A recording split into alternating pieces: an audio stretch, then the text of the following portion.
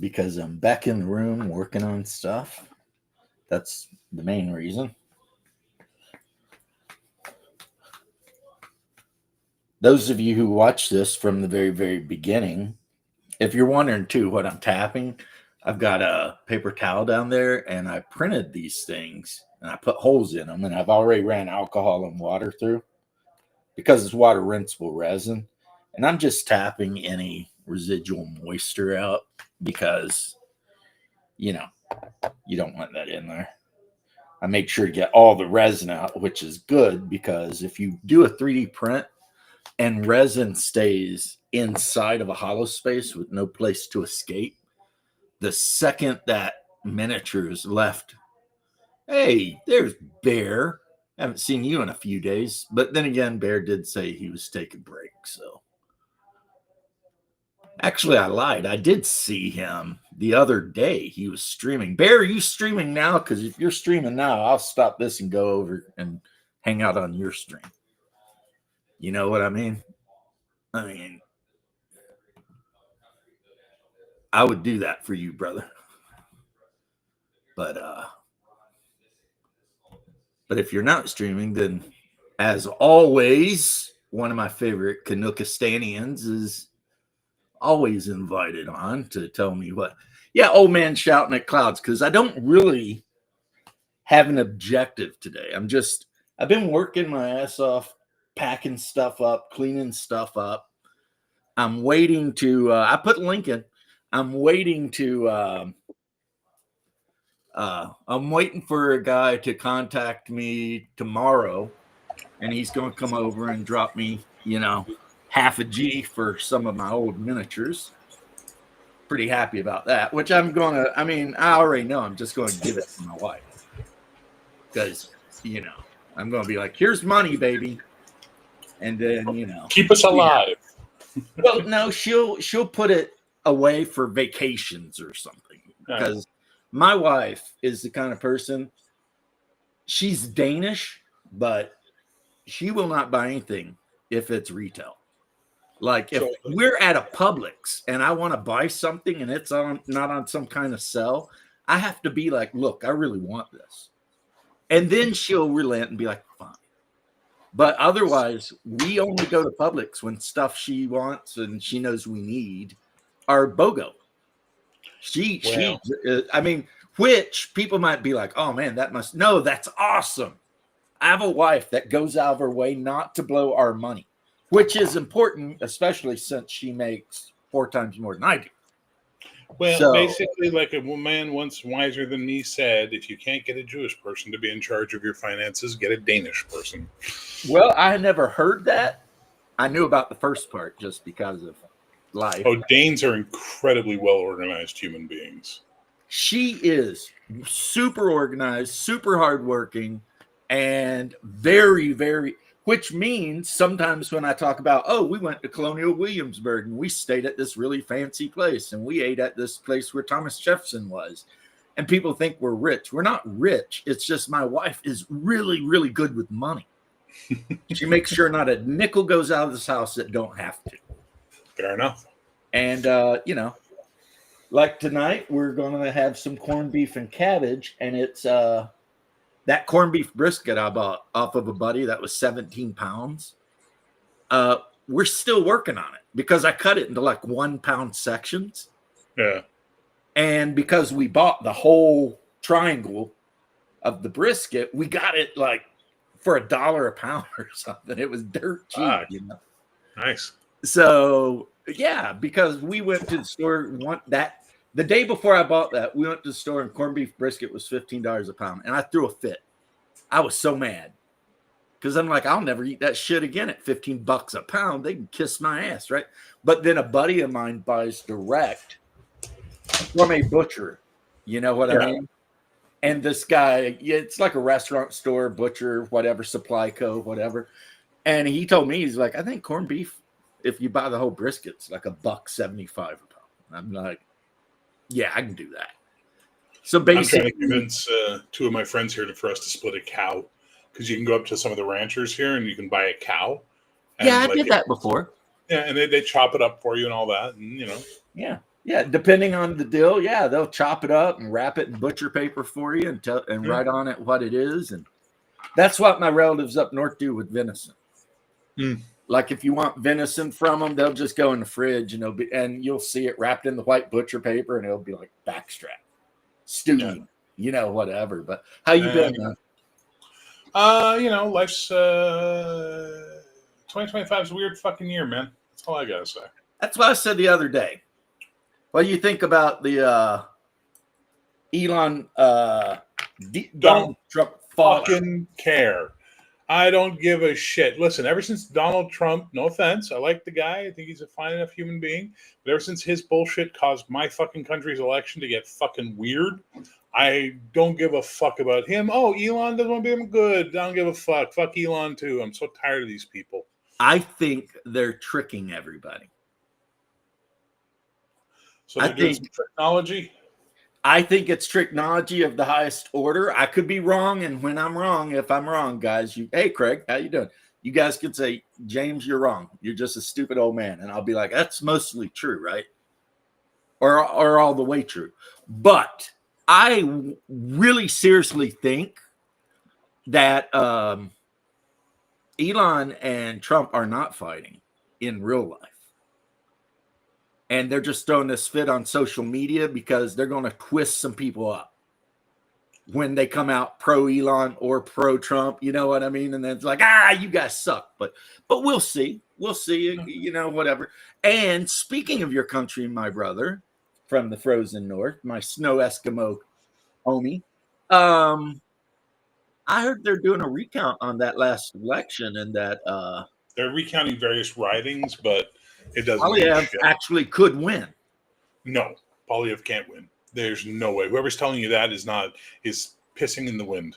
The recounts are done. There's a couple of, in fact, the Liberals picked up a couple more seats because of the recounts. Oh, really? James, you're wrong. So Craig Elf is either saying I'm wrong just because it's fun.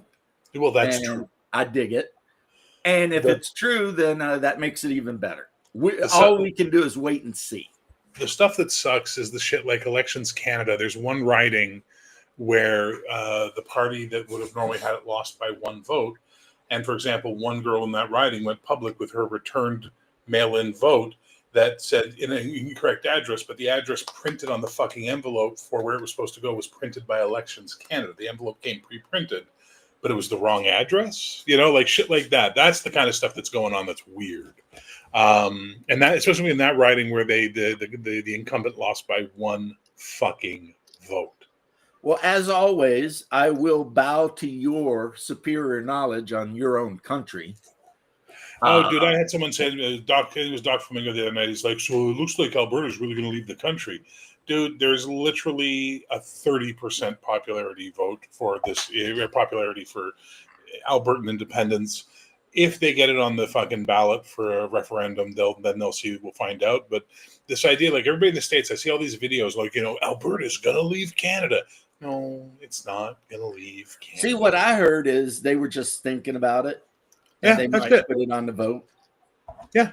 So what happened? I'm like, well, okay. And I heard Saskatchewan's thinking about it and might put it on the vote. And I heard that Quebec is pissed off because two other provinces might go independent before they do. Quebec is so mad. My best friend, his wife is French, so he watches French news all the time, and he's like, it's like the topic on the French news is how the fuck is Alberta going to leave the country before us? Like, right. Well, my wife watched something. She's like, that'll be a big deal if Quebec leaves, right? And I said, it will be a big deal, but they do threaten to leave about every 6 years. So, I mean, every 20 years or so. So in 1980, we had a referendum. 1995, we had a referendum, and that was the last one we had. So we're 30 years. And then the rest of Canada's all like, okay, we'll do whatever you say, eh? Yep. And I told her, that's why there's dual linguist everything everywhere in Canada, because they want to keep freaking, I think it's technology. I think it's technology too. Because they left on way too good of terms literally 2 days ago, shaking hands, calling each other bro. And then for that shit to pop off in the middle of the night. No, I think this is some technology bullshit. But again, we will see. Let's see. In other news, everybody's Well, he was kind of funny 20 years ago. iDubbbz made a video talking about content cop, concern trolling, and halfway through he's like, I just become empathetic because of the love of a good woman. And it's like, dude, you literally married an OnlyFans prostitute. Oh, Jesus Christ. It's like, come on, man. The only thing good about her is she does got a nice rack. That's about it. So Kayfabe, let me explain to you how 10%. it would go. It would go in my life. Oh, you do OnlyFans? Cool. It's been nice knowing you. Get the fuck out. Yeah. Not only does she do OnlyFans, but when they live stream like together, she constantly humiliates him. Like one time, she brought up how he always poops his pants. Like as long as she's known him, he's pooped his pants. Who the fuck is this person?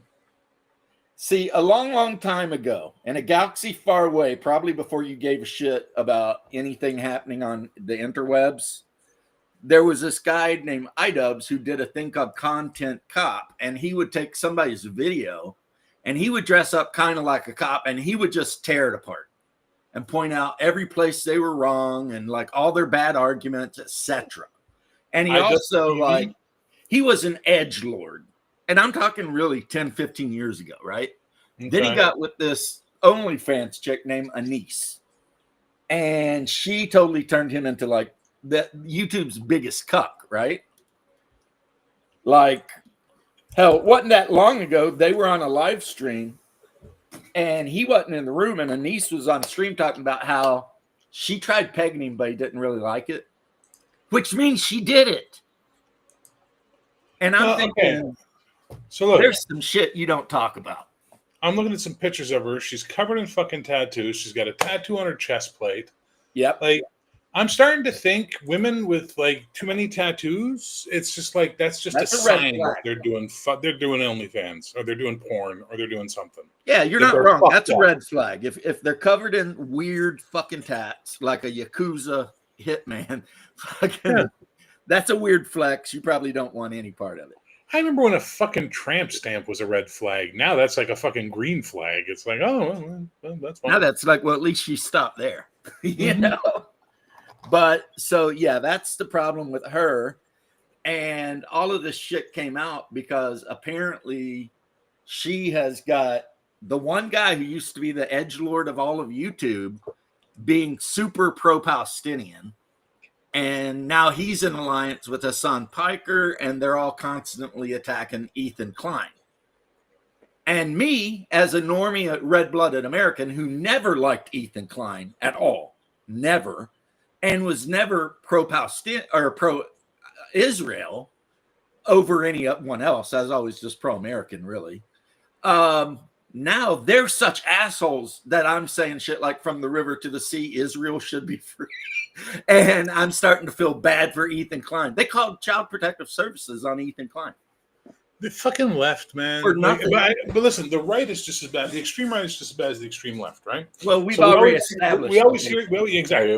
Hey, anti-Semitism. But it's that thing where, like, you know, people on the right are always saying, "Oh, you know, people on the left can't stand to hear opposite opinions."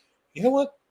People on the right can't either. Like, you know, the more rational people trend to the center. You know, you make me question myself sometimes. Why is that? Because I consider myself an extreme alt-right Christian nationalist, and yet I'm not anti-Semitic. And I mean, I have criticisms of some of the religious practices and shit, but I mean, I'd never want to harm anyone. You know, don't you have was one of your nieces or something married to a black guy? Dude, I have 2 half-black nieces. There you go. Because of Haas. Okay, my brother. But there you go. Okay, but there you go. Do you hate those kids? And then my first cousin Carol had 2 kids with a black dude named Khalik. Okay, do you hate those kids? No. No, I love them. Do you think those kids are lesser because they're half black? No. No, my brother talked to me. Do you send them happy birthday cards that say "Happy Birthday, Mud Person"? No, you don't. So because you don't do those things, you are not. No, but I do send them Aztec death whistles and clarinets. Yes, see, that's fun. That's fun. So you're not as alt-right as you think you are. You're just right-wing. Your religious right, Yeah, and sometimes your religious shit comes off a little bit hateful, but that's okay. That's the nature of religion. It's very particular, and there's well, nothing yeah. wrong If with that. you don't believe your religion 100%, then why do you even have a religion? Well, this is why You I might can't as go well back to the just become Anglican Church. agnostic or Hey, even atheist. agnostic is the way to go. I mean, Because if you atheists are just as think exhausting. that, oh, I'm a Christian, but I don't believe everything Christ said, you're not a Christian. Just go away. Go be Yeah. agnostic. I still love you. It's fine. It's Yeah. cool.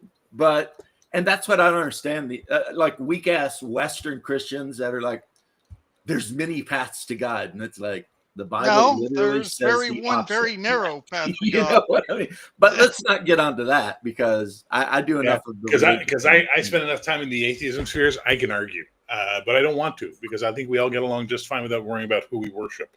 Well, I actually used to go toe to toe a little bit way back in the day with Thunderfoot and those guys. Oh, Thunderfoot was a putz. They all did themselves in over pussy. Well, that's Excuse the from language. he drove the best fucking atheist YouTuber off the YouTubes, which was that Romanian chick. Yeah. She was really good. And then she went to a fucking atheism convention and Thunderfoot spent the entire weekend trying to fuck her. And then she just she retreated from that, right? She was like, fuck this shit. You know what I mean? And then she vanished. It was a shame because her stuff was good. Didn't Dawkins try to pick someone up? Or was it Thunderfoot in Elevator Gate? Was that Thunderfoot? No, I don't think that was Thunder. There was someone else. But that bitch, she's a fucking piece of work. Yeah, I think that was Dawkins, though, that invited someone for coffee or something, and the chick made a big thing out of it. I don't think that was Dawkins. I think it was a younger guy. I'll be right back. I'm just going to get more drink. Okay. Well, whoever it was, I know us guys on the opposing side, we heard that and we were like, that's bullshit, man. You basically, Are you basically telling me that you can't ask a girl if she wants to get a drink anymore? You can't do that anymore, James. It's a new world. Well, you know what killed atheism, especially on YouTube, was when they decided to make atheism an intersectional thing. I think there was a few things. That was like the my opinion being completely wrong was one thing, but a lot of the things were they tried to make it intersectional. So, hey, let's get the feminists on board. And then they tried to, hey, let's get this group on board and that group on board. And it was like, and I say that as a guy who really liked the one atheist. I watched a lot of his videos. Which one? The British guy that was kind of fat and had like light colored hair, and he died very young, unfortunately. I don't know. Bear probably knows. Someone in the audience probably knows. I don't know. I heard who you're mentioning. I don't know who that was. I'm talking about the British or maybe Irish atheist. He was a little chubby, he had light colored hair, he was funny, and he would talk to Professor Lennox and all these guys. And even though I disagreed with his arguments on atheism, he was such a likable guy. I think you can be like that, though. If you disagree with somebody's opinion, Christopher Hitchens? Hitchens, yeah. Oh, Hitchens. Hitchens was amazing. Yeah, Hitchens.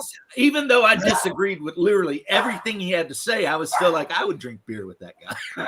He's a cool guy. I don't know much about him. I don't know. I know very little about him. Anyone was out there. Hitchens was the kind of guy you could have a conversation with. Yeah, I didn't think he was bad. I just never seen much about him. Oh, someone's at my door. I think it mostly, the most things I remember was the crazy atheists that were just doing insane stuff. Rebecca Watson, that was that bitch's name. Hitchens was hilarious. I remember when he said he went to a trip to Ireland and he's riding in the back of a cab and all of a sudden men jumped out from the bushes wearing, balaclavas and shit with ARs. And they ran up to him and they're like, are you a Catholic or a Protestant? And he said, I'm an atheist. And he said, well, are you a Catholic atheist or a Protestant atheist? And he said, he's just like 50-50 shot here. You know what I mean? Pick one, get shot, pick the other not, But I think he was just joking. I don't know if that really happened. It's based on a really old joke, which is basically an American tourist is in North Ireland. Sorry about that, my wife. I didn't even hear the door ring. It was So it's based on an old joke where an American tourist is in Belfast, and he needs to take a piss, but the bathroom's occupied in the pub, so he goes outside to take a piss in the alleyway, and he feels a gun go to the back of his head, and he hears a voice go, "Quick, fella, what religion are you?" And he thinks to himself, he says, "If I say I'm Catholic and this guy's Protestant, I'm fucked. And if I say I'm Protestant, this guy's Catholic, I'm fucked. Muslim. And no, he says, Jewish. And the guy goes, well, I must be the luckiest fucking Muslim in all of the Belfast. You know, like that. Hey, So Shaq, how you doing? Turning around. Doc, I put the link up as always. You know, you're Doc, invited to the party, please. but yeah, I mean, believe it or not, there were some of them that I didn't like on a personal level, and there were some of them that I was like, I'd hang out with this guy. I think Thunderfoot's biggest problem, even if some of his arguments weren't bad, is he just came off like an arrogant prat. No. Whereas Hitchens come off like one of the guys. He had opinions. It's like Ricky Gervais. Ricky Gervais is strongly an atheist. Would I hang out in a bar with Ricky Gervais? I would pay to. Mm-hmm. You know what I mean? Because he's hilarious. Yeah. So I would just say, look, you believe you, like I always do. Do I think orthodoxy is the correct path? Absolutely. Am I going to hate on other people? No. Except maybe Muslims. But that's a different thing. They piss me off a lot with all their blowing shit up and whatnot. But atheists, don't bother me. I just think I will say this about atheism. Nothing is more responsible for atheism than Protestantism.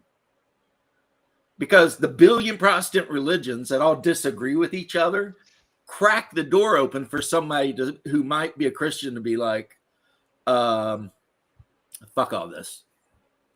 All these groups disagree so much. So obviously, instead of thinking maybe one of them is right, they think all of them are wrong. So here's the thing. I went from Church of England to try and figure out what the fuck was going on, to spending some time as an atheist. And then because I'm observant and I pay attention to the world around me, I could not rationalize the idea of there being no divinity in the universe, no higher power. But to tell you what that higher power is, I can't. All I can tell you is this, and I know it's going to offend both of you because you both have different religions. That's life. Deal with it. You're Christians. Forgive me.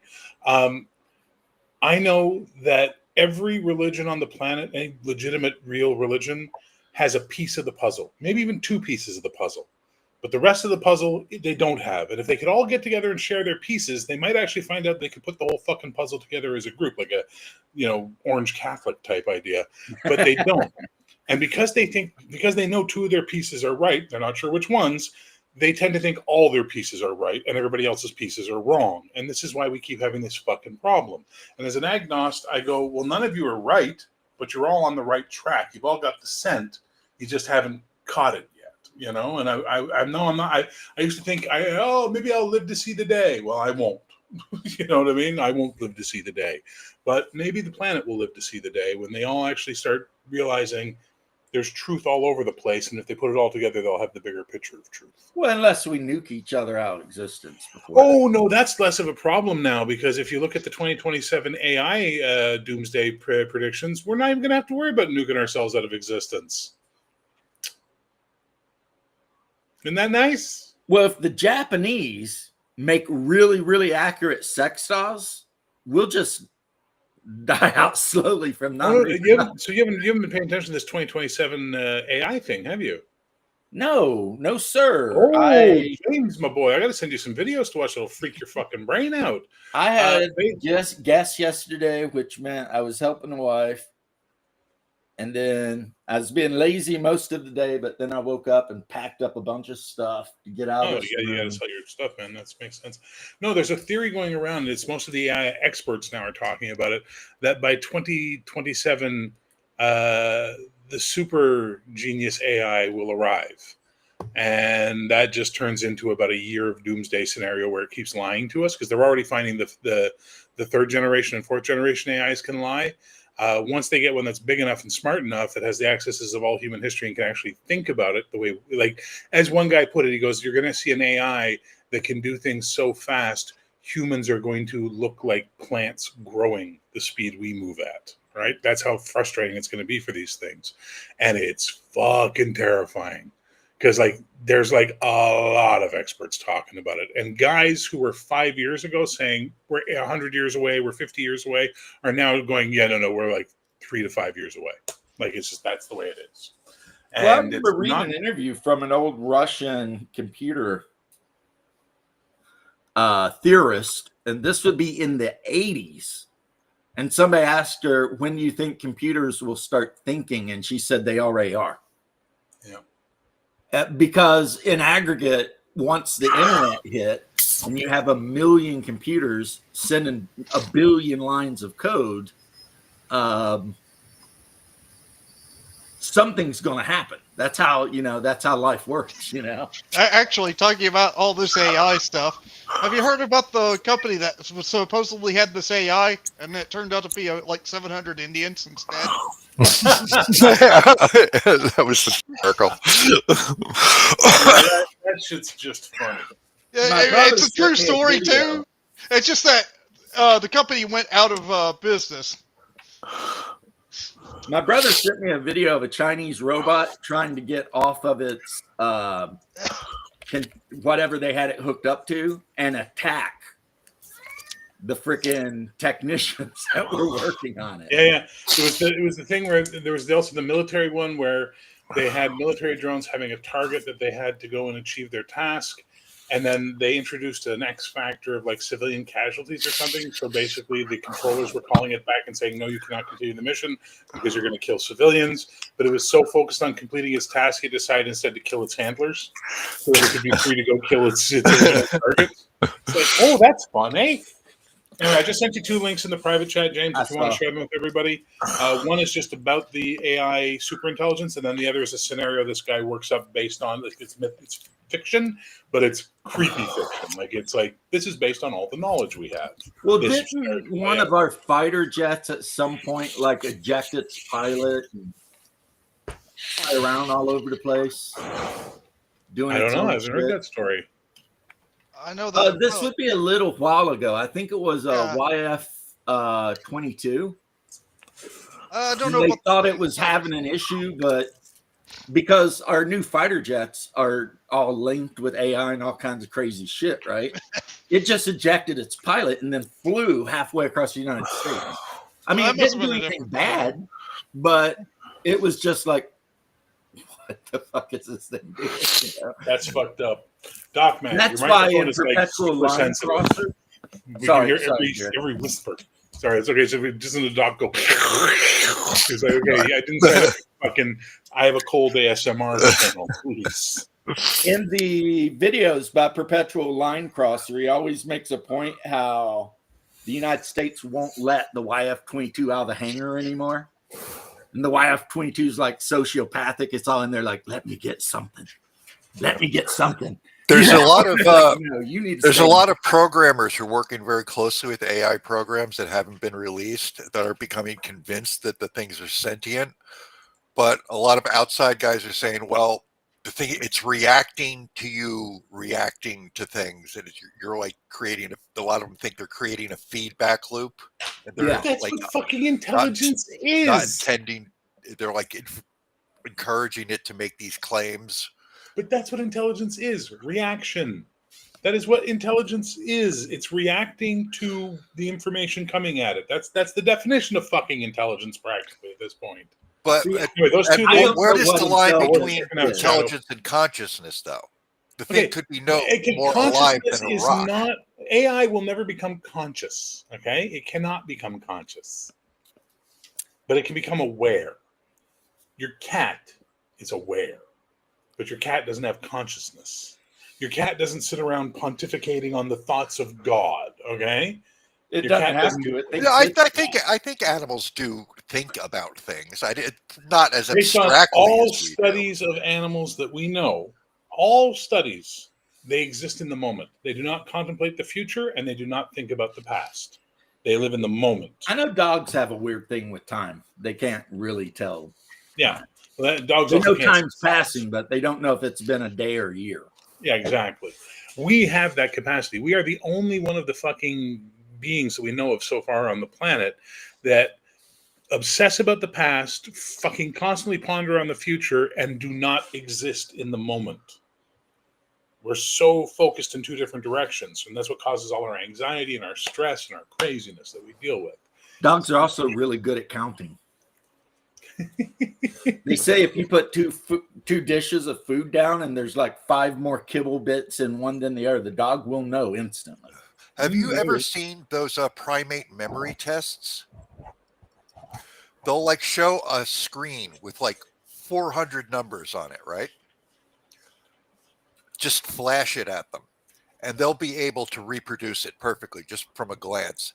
They have these insane memories. They're also They the closest think thing to us on the planet. that's part of what we gave up for like our abstract thinking. What up, mofo? Got another Canadian in the house. But yeah, your guys, me and Bear were talking. You guys are going through the shit just like we are. Grats. I mean, you don't have to become American. Now you know what it's like to be American. But anyway, back to the thing. Yeah, AI scares the shit out of me. I'm not a fan of it, but maybe I read too much Asimov, watched The Terminator one too many times, watched Blade Runner maybe one too many times, and start thinking, making things that can think isn't a good idea. It's a bad idea. AI doesn't scare me. The people in charge of AI scare me. Because that was the problem in Dune. It wasn't the AI, it was the humans that controlled the AI and took over everything. That had to be got rid of. Because, I mean, most animals exist. Yeah, most animals are concerned about eating, reproducing, and not dying.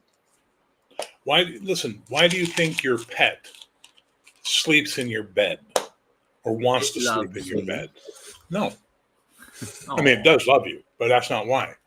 It's because it trusts you enough to know that's a safe place from predators. True. If anything comes in there that ain't supposed to be in there, I may have to peel some caps. Well, and your animal knows you and trusts you enough to think that you will protect it in those situations. It knows that. So it's happy to sleep in your bed, especially cats. Mm-hmm. Cats are super protective sleepers.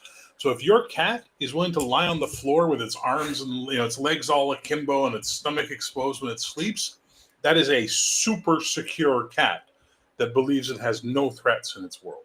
Well, yeah, cats exist in this weird place where they're a predator, but they're also a prey animal too. So they act weird because they have to hide and be sneaky because a wolf will eat a cat while they're trying to catch a rat. So they're... Well, what a lot of people don't understand is they think cats, like dogs, came from wolves. Okay, right. People think cats were large cats that we bred down to be small. It's not. Yeah. These were small desert cats. You can still see to this day, they still exist in North Africa, that basically came out of the desert and came to get food because we were storing grain. And they went, the Egyptians started building grain silos, and cats that attracts things we like to eat, like rodents. So we're going to come in and we're going to hang out here and eat the rodents for you. Sound good? Awesome. Hey, by the way, can you scratch me while you're right? So cats domesticated themselves and then, spread all over the I think world. I would argue about whether or not they're domesticated, but yeah, they definitely started hanging out with us of their own accord, though.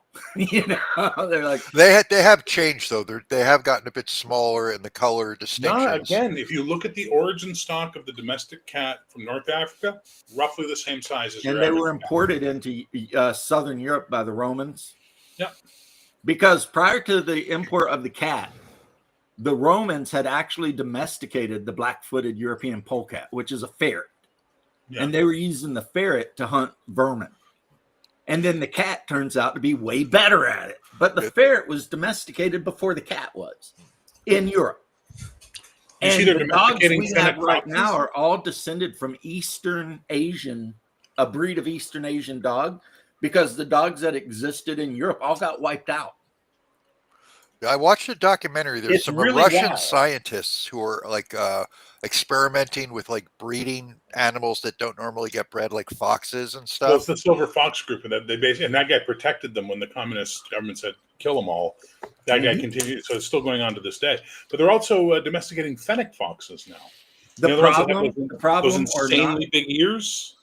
They're that's domesticating. exactly what I was going to bring up. It's like the more domesticated foxes get, the more they look like dogs.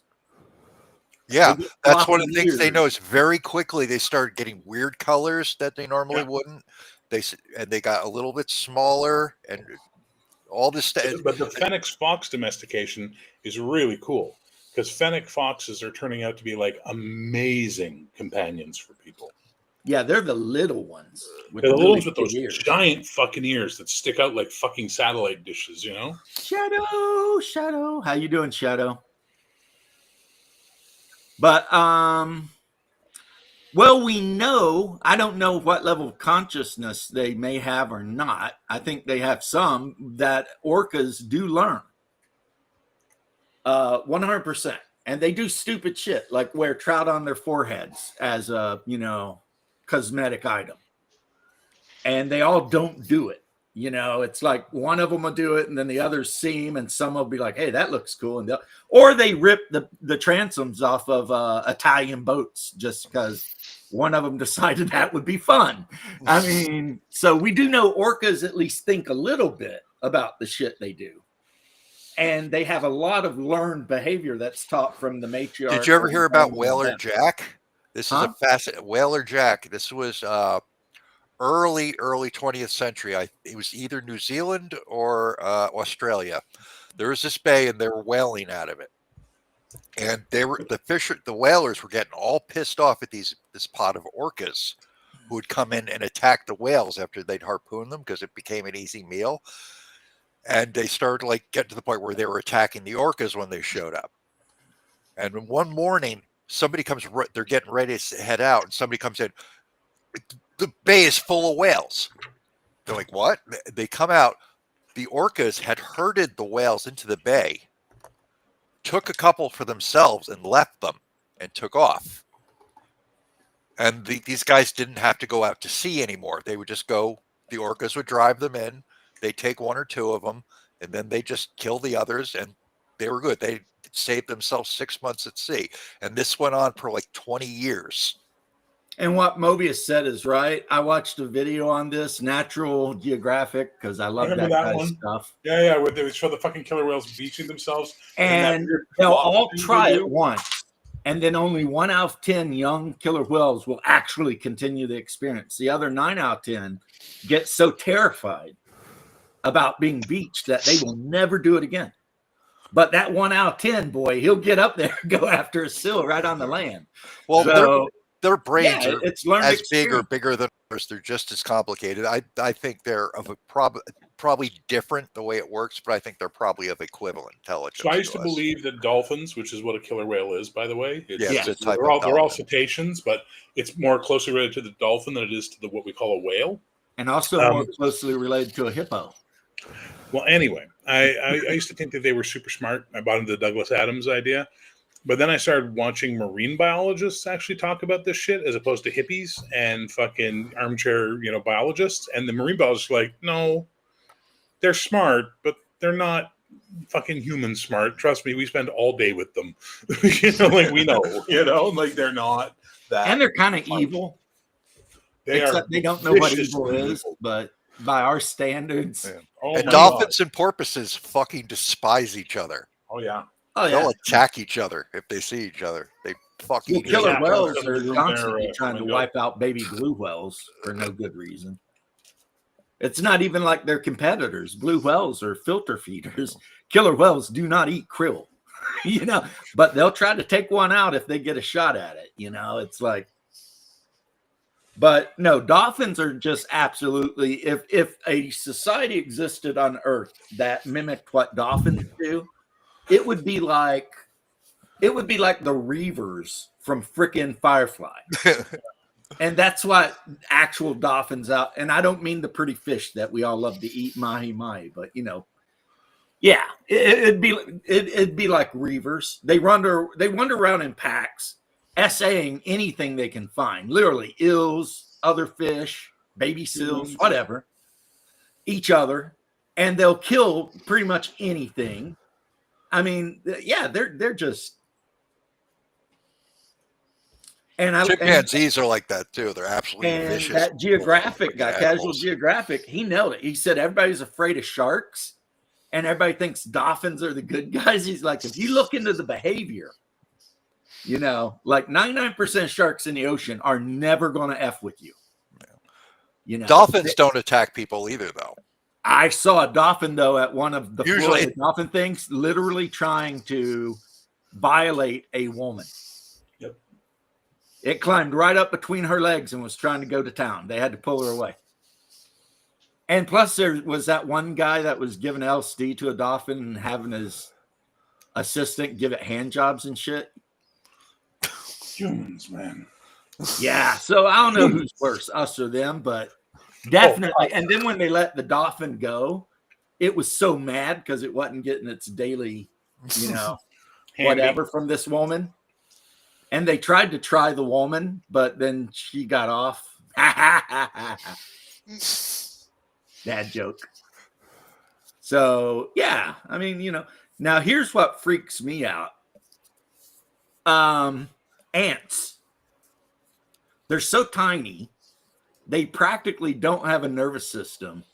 And yet, by some weird instinctual thing, they can do amazing things. Things that are just like, I mean, I don't know if you guys think about it that much. Me, I used to love to go out and watch ants, out in the field and stuff. And they just do amazing shit. They're one of the coolest animals on the entire planet. If you call them animals or whatever. Doesn't freak me out. It doesn't creep me out. But they are amazing. The fact that a lot of them grow crops, some of them raise like livestock animals. They build cities. They war with each other, and yet they have no noticeable brain.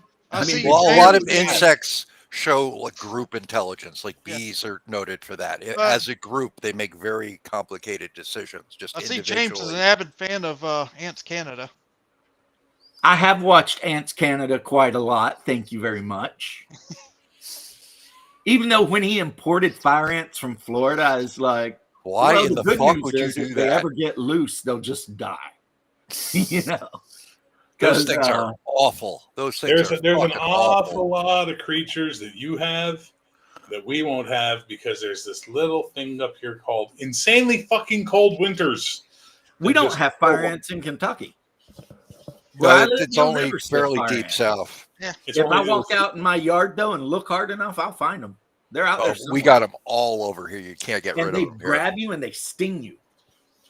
Oh, I'm allergic to them. If I go out for even a second without shoes on, I more have to chase reasons one of the why cats. Texas, Florida, Louisiana, It's got to be really hot, and it's got to be a place that doesn't get any sort of long duration freeze.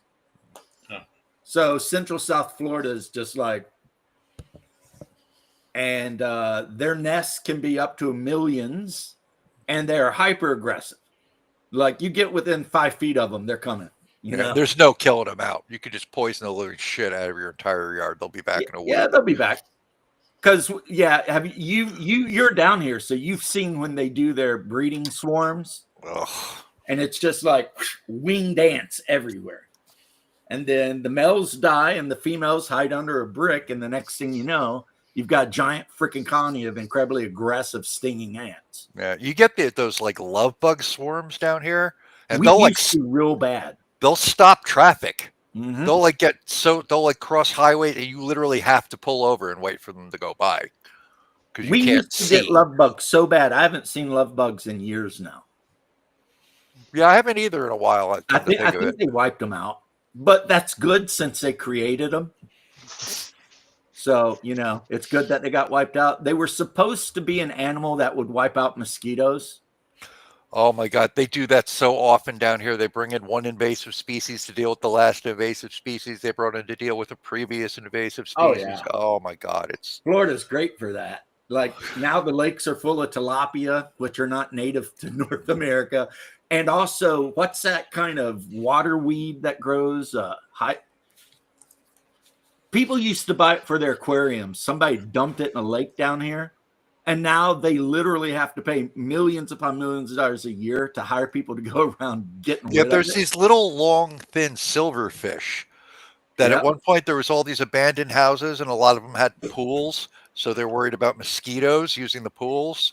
So they're giving people, oh, if you have an abandoned like pool nearby, you put these in. Whatever you do, don't put them in the river though.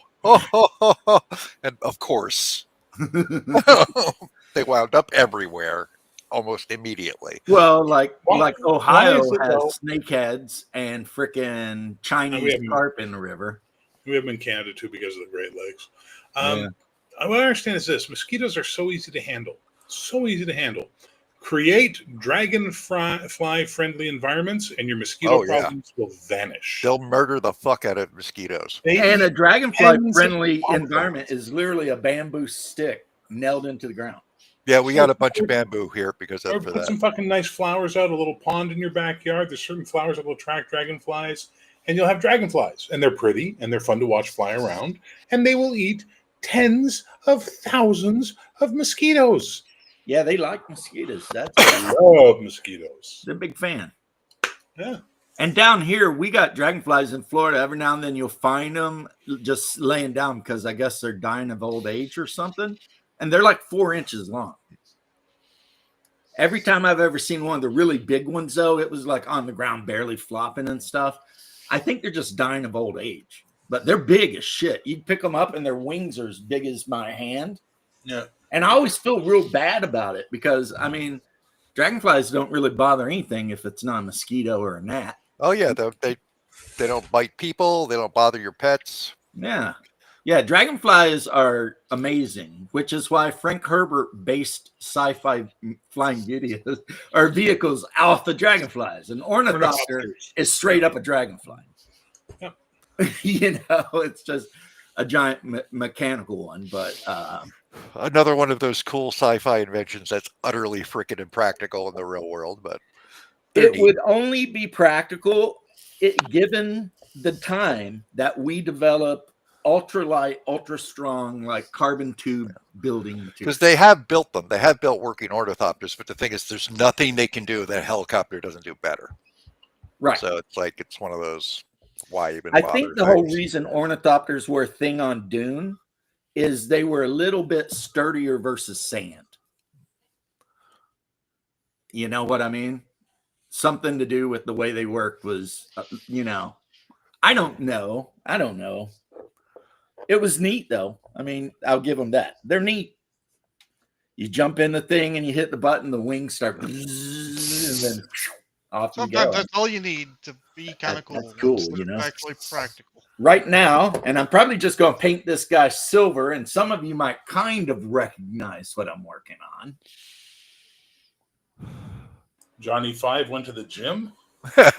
Or some people call it an HK unit. Oh, yeah. That's not HK. Okay, finish that sentence. He's an assassin droid from Star Wars. Oh, no. HK unit, hunter killer. Remember, in the Terminator universe, there's multiple Yeah, I know models, what you're talking about. and one of them is like the big track tank thing. I know. I'm just joking. I forget, it's HK something, and then the other HK is the flying thing. Actually, the hunter killer's the flyer. Yeah, and one of my favorite scenes yeah. I always wish somebody had made a role-playing game about was when Reese is dreaming and you just see the track rolling over and crushing the skulls. And then like he looks up and you see the thing with the guns, and then somebody takes it out with like an RPG, blah, And I thought, man, that would be a great role-playing game. And then later I bought Gamma World and I was like, yeah, this could basically be it. But just ignore the mutants and have humans fighting robots. And Hang on, The so I robots got are two in cats there, trying to so- kill each other. Now, one thing does bother me about that, though. James, Who- thank you for your wonderful editorial. Who in the Terminator universe made the laser weapons? Because it really wouldn't make any sense for the machine to make it. Skynet. What are you talking about? The laser weapons that Skynet that was in the Terminator universe. In the future. Why it are shows you the laser thinking weapons. about this? because it doesn't make sense if Skynet made it. Why make so, him- Okay, did you enjoy the movie? When you watched Terminator, I did did. you go, wow, that was really good and I enjoyed myself? I did. But And I what like the fuck do talking you about- care? I still want to hear. I still want to understand logic. You're asking why Skynet made lasers Yeah, why would Skynet make it? Why wouldn't it be a? because they wanted to shoot humans with lasers. Yeah, but why not just use guns, which don't affect the Terminators, but does affect?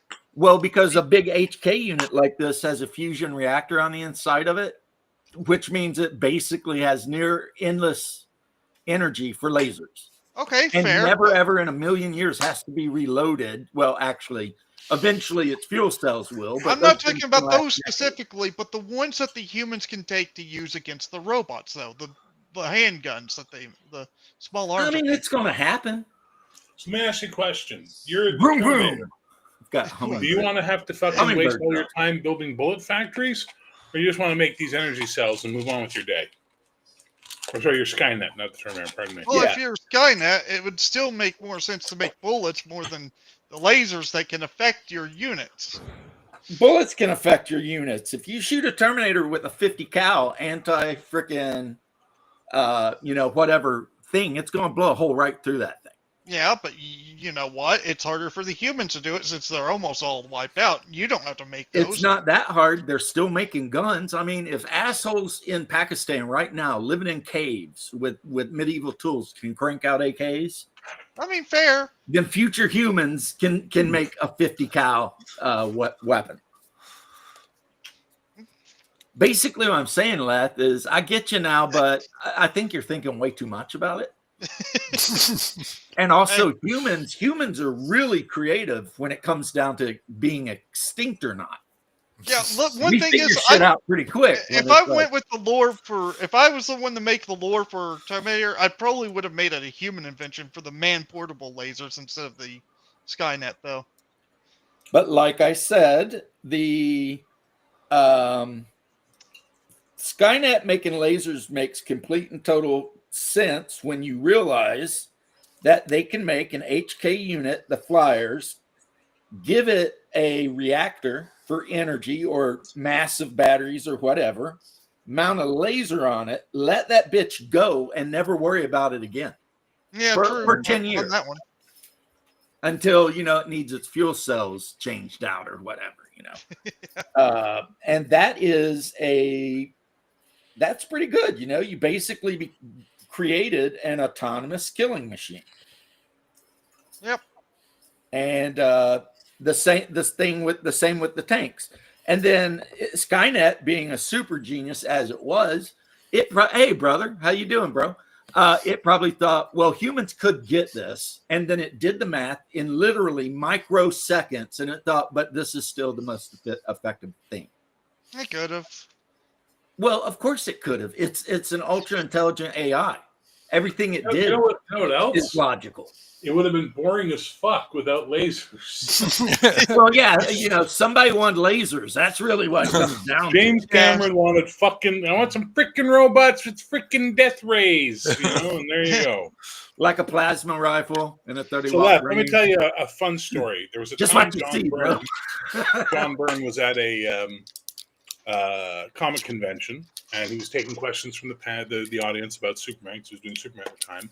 And someone said, they said, why doesn't, if Lex Luthor can always get his hands on kryptonite, why doesn't he make a bullet out of kryptonite and then hire a really, really, really, really good assassin to then shoot Superman when he's at a public appearance and with the kryptonite bullet, and by the time he hears it coming, it's too late, and then he'd be dead?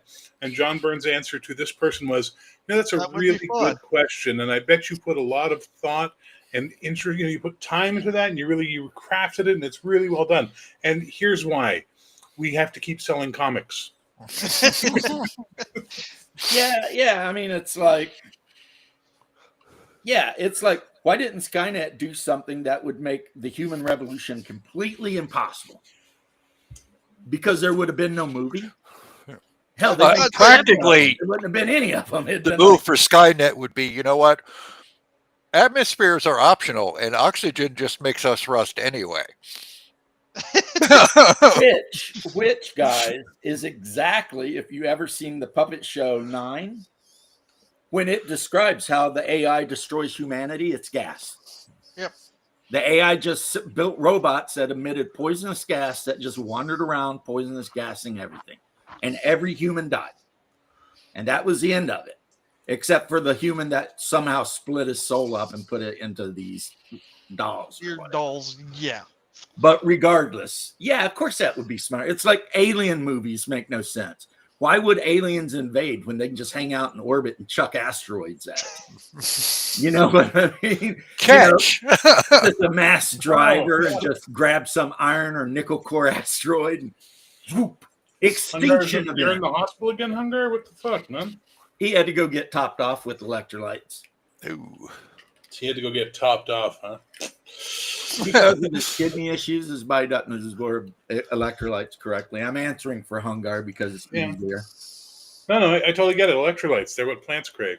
Hungar's too, apparently. I asked him if they were like put an IV on him and they're just sticking Brondo directly into his vein. It's got electrolytes. Yeah, but what are It's got electrolytes? And they're They're just what plants like, crave. I've never seen plants growing from a toilet before. The one guy was like the minister or something because he won it in a cereal contest. It was like, oh man, what a great movie that was. And I'm proud to say the colonel that put them all in hibernation, his combat patch was 24th Infantry Division. Cottonbellers too. He was from my division. The character that the guy who wrote the movie was playing. I love that when he's sitting in front of the general staff and he's like, the thing you got to understand is a pimp's love is very different from a square's love. And the general's like, just move on with the slideshow. And looking at it, and it's just all this crazy shit with him and Upgrade and all these hookers. And he's just like, you know, he's got a gold tooth. He's like, Do you remember Ice Pirates, the pimp robot? Yeah. With the His screen. character in the movie got arrested for freaking starting a prostitution ring. It was funny. With Upgrade. I love when she calls in the future the directory and she's like, I'm looking for Upgrade. And she says it in like the most ghetto fashion. And the freaking computer's like, there are 1,000 blah, blah, blah numbers for Upgrade. Like, damn. Oh, man. Yeah. Are the Asian nurses better looking there? He says. See, win-win. Win-win. So what were we? Yeah, I decided for no good reason though to hollow out and 3D print these 8K units. I could have made them bigger, but I didn't. But they're still like next to a human. These guys are still a good 14 feet tall to scale, and they can be used in not only sci-fi games, but if I ever get a request from my players to run Gamma World, Gamma World is robots sci-fi. feature pretty heavily in Gamma World. Gamma World is sci-fi. Gamma World is sci-fi. I think it's sci-fantasy, but Oh, stop. Well, your sci nonsense. fantasy, sci-fi. It's post-apocalyptic. right. And hey, that's the huge advantage of playing a pure strain human or a humanoid or a mutant that doesn't have any massive F-ups physically, is a lot of robots will recognize you. You get like a huge bonus when dealing with robots because, you know, unless the robot itself has gone crazy and decided it just wants to wipe out everything, in which case, you know, it is what it is. But if you're a pure strain human and you wander into a building and there's like cleaning robots still cleaning, they'll recognize you and you can order them around and shit because they've been programmed to. Scarface played Upgrade in that movie. Yeah. Good movie though. Good movie. No, about Gamma World. It's not necessarily true though, because biologists, according to what I read, have determined that intelligence is not necessarily an effect of breeding. So buddy you of can mine basically have two people with an 80 intelligence Yes. give birth to a kid with 150 So a buddy of mine, we were talking about it's this way weird back like in the day. He was a biochemist or something like that, and he was doing mutations of flies, and we were talking about that.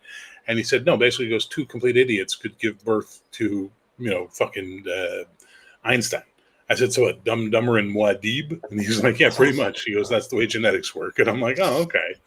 Hey, both of my parents are geniuses, and they gave birth to me, so I'm living Well, proof. I'm not going to say anything, but if he dies, he dies. I'm living proof. You know what I mean?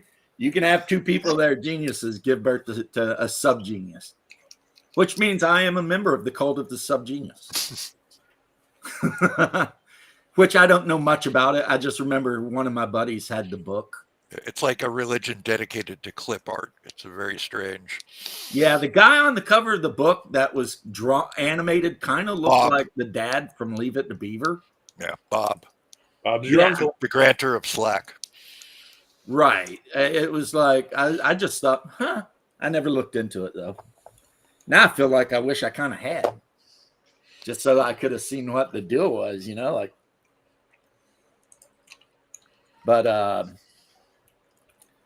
yeah. So idiocracy isn't true because the idiots that reproduce, like what's his name? The redneck in the beginning, and I can say redneck because I am a redneck, that had 1 billion kids.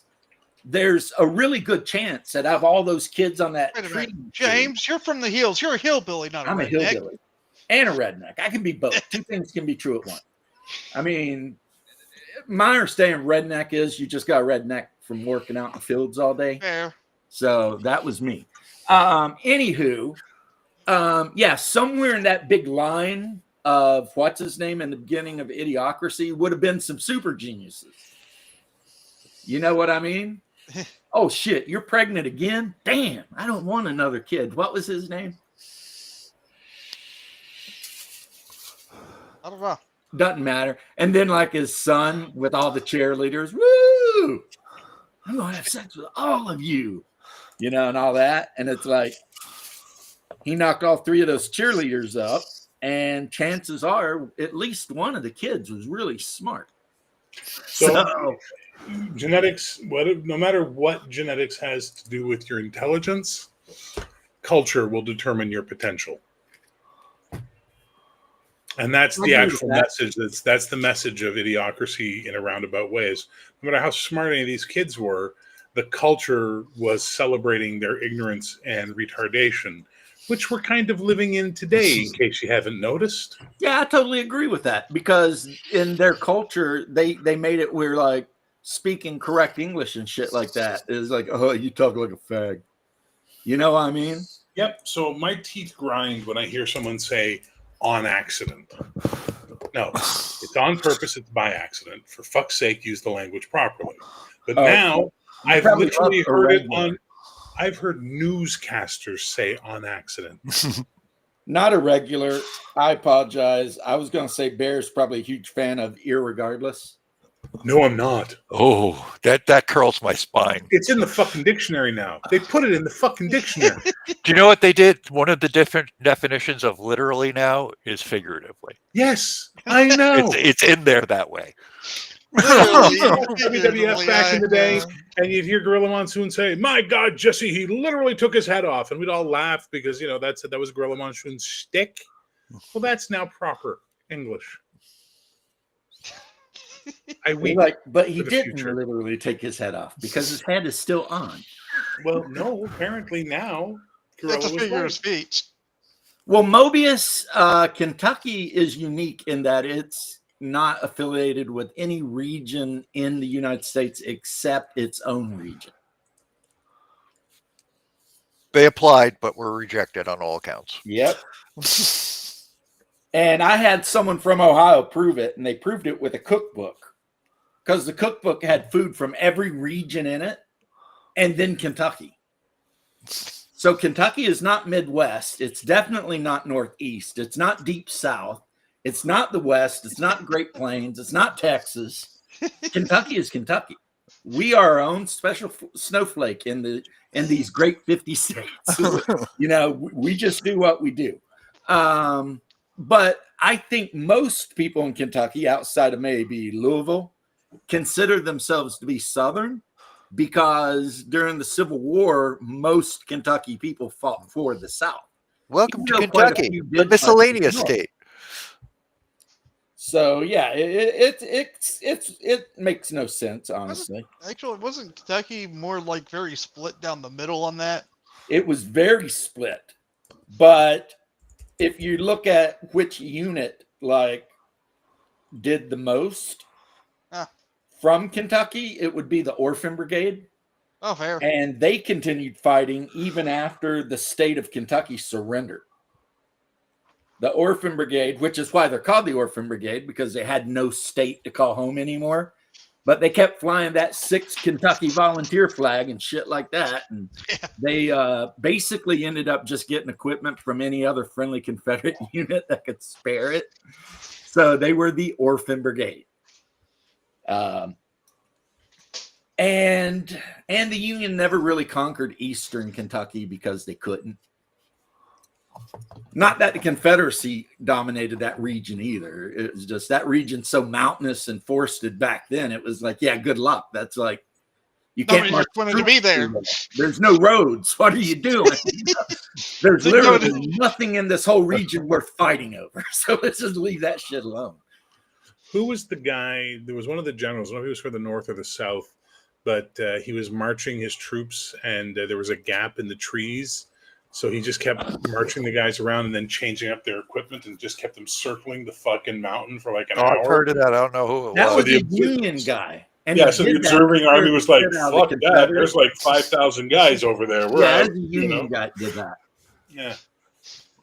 I mean, there was some weird shit that happened in our Civil War. Like General Burnside had like 119 Tennessee guys hold off his entire army. Oh, For weeks. what about that one guy who lost his leg in the war and had it in the That Smithsonian? one guy who lost the war.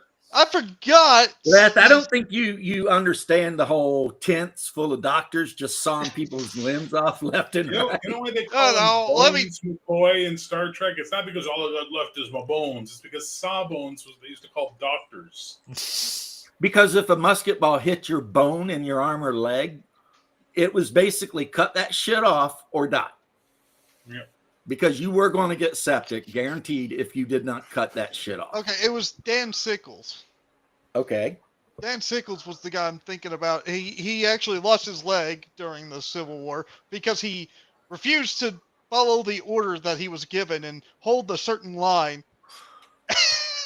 And See, in 40K, he'd just been executed. yeah, like the He wouldn't have funniest lost part his is leg. He'd been like, "Oh, you didn't follow the orders of the commissar." the guy, the Quick, can we talk actually, about BattleTech next and then some Shadowrun for fuck's sake? Well, in battle, we go from the Civil War to 40K? How the fuck did we go from the Civil War to fucking 40K? I don't know. But Mobius is right. Musket balls, which were made out of 100% pure lead, and they were 56 caliber. And when they hit a bone, that shit just shattered, which meant the musket ball shattered, the bone shattered, everything shattered. And with the technology they had back then, there was exactly zero chance they were going to get all that shit out. Nope. Which meant you're going to get septic and die. That's just what was going to happen. And they also didn't have a lot of pain reliever either. So, they just give you something to bite down on while they sawed your freaking leg off. Good times, guys. I'm so glad I'm so sad I didn't get to live through that. When I was at Walter Reed, they had in the lobby pictures of from the Civil War of just piles of legs and arms stacked like wood. Yeah, the outside doctor the would tents have and his shit. assistant just take the thing out and put it on the pile because they all had to be buried at some point. I mean, it's horrible. You see the doctor walking around looking like he hasn't slept in 4 weeks, and he's got his freaking saw in hand and covered in blood. Them doctors back then, I mean, we talk about PTSD today, which is a real thing, but can you imagine being a Civil War doctor during that shit? I mean, that is trauma on a level I can't even imagine. So, Anyway, didn't want to make it dark. I'm just saying people Too late. don't understand. Too how fucking horrible- late. Got dark. Yeah, people don't understand. It's like we like to glorify war, but like Robert E. Lee said, war is terrible. And it's a good thing it's so terrible, or we would love it way too much. I got bad news for you, by the way. You are the only culture that I know of on the planet that glorifies war. Every other culture sees war as either a horrible thing or a necessity. But Americans, you guys fetishize it. I think it's Silly just as because that. As outsiders watching you guys, it's kind of fucking scary. You know what we don't do in Canada? We don't thank soldiers for their service when we see them in a grocery store. You know what I mean? We're respectful. We're nice to them. We don't walk up and go, thank you for your service or shit like that. You guys have a real weird, like it's almost Romanesque. Your because relationship we are a warrior culture. We don't Well, like you're to the best admit it, shot but at the we Roman are. Empire. Yeah, So we're a every warrior other- culture for sure. Every other empire, but since the Roman Empire, has always tried to pretend they are the reincarnation of the Roman Empire, and they never were. You guys have never tried to pretend you're the reincarnation of the Roman Empire, and therefore are the best fucking runner in the contest. It's Yeah. good though. I mean, that's a cool thing, but it's so weird as an outsider looking at it. Sometimes it's like that's really weird, you know. Like, Well, it's like when Europeans talk about, and they're not wrong. I even though since they're Europeans, I want to say they're wrong automatically. yeah, of course. How you can see boobs and shit on their TV, but you can't see people blown to little bits. And in America, we're the exact opposite. We're like, Exact don't show the nudity, but you can show 1,000 people getting mowed down by a killer robot all day. Yeah. As long as at some point, Ah, fuck! She showed her nipple at the Super Bowl. Fucking cancel that, bitch. like you can show that robot mowing down people, but the caveat has to be at some point an American will figure out how to kill the robot. Because that's just the caveat, you know. Well, no, that was until the '90s, and then the '90s, the big thing was to turn that on its ear, right? Right. So your last big American hoo-ha victory was Independence Day. That movie was like the last time it was like, and the Americans won the day. Well, with the help of everyone else. Yeah, sure. I mean, we sent the Morse code out to tell the Israelis Sure. and Yeah. to help out. Yeah. Clearly, the Israelis and the Arabs were just about to take care of shit, obviously, you know? It was funny too when it shows the Israeli guy getting the thing and he says something, and the Israeli pilots all look over at the Egyptian pilots. Yeah. You can tell they don't like each other, but they're like, okay, we're getting ready to do this thing. Yeah. I thought that was great. And it was There a good was, speech too. So you ever look into UFO stuff? There's an Iranian pilot who I think it's in the 80s chased and had almost like a dogfight with a UFO. His fucking story is off the chain. Dude, It's we have such a U.S. interesting fighter story. pilots that occasionally claim to have. No, had I know. run But this into this one is like fuck. Like you should listen to it. It's a good story, and he's a really interesting guy when he talks about it.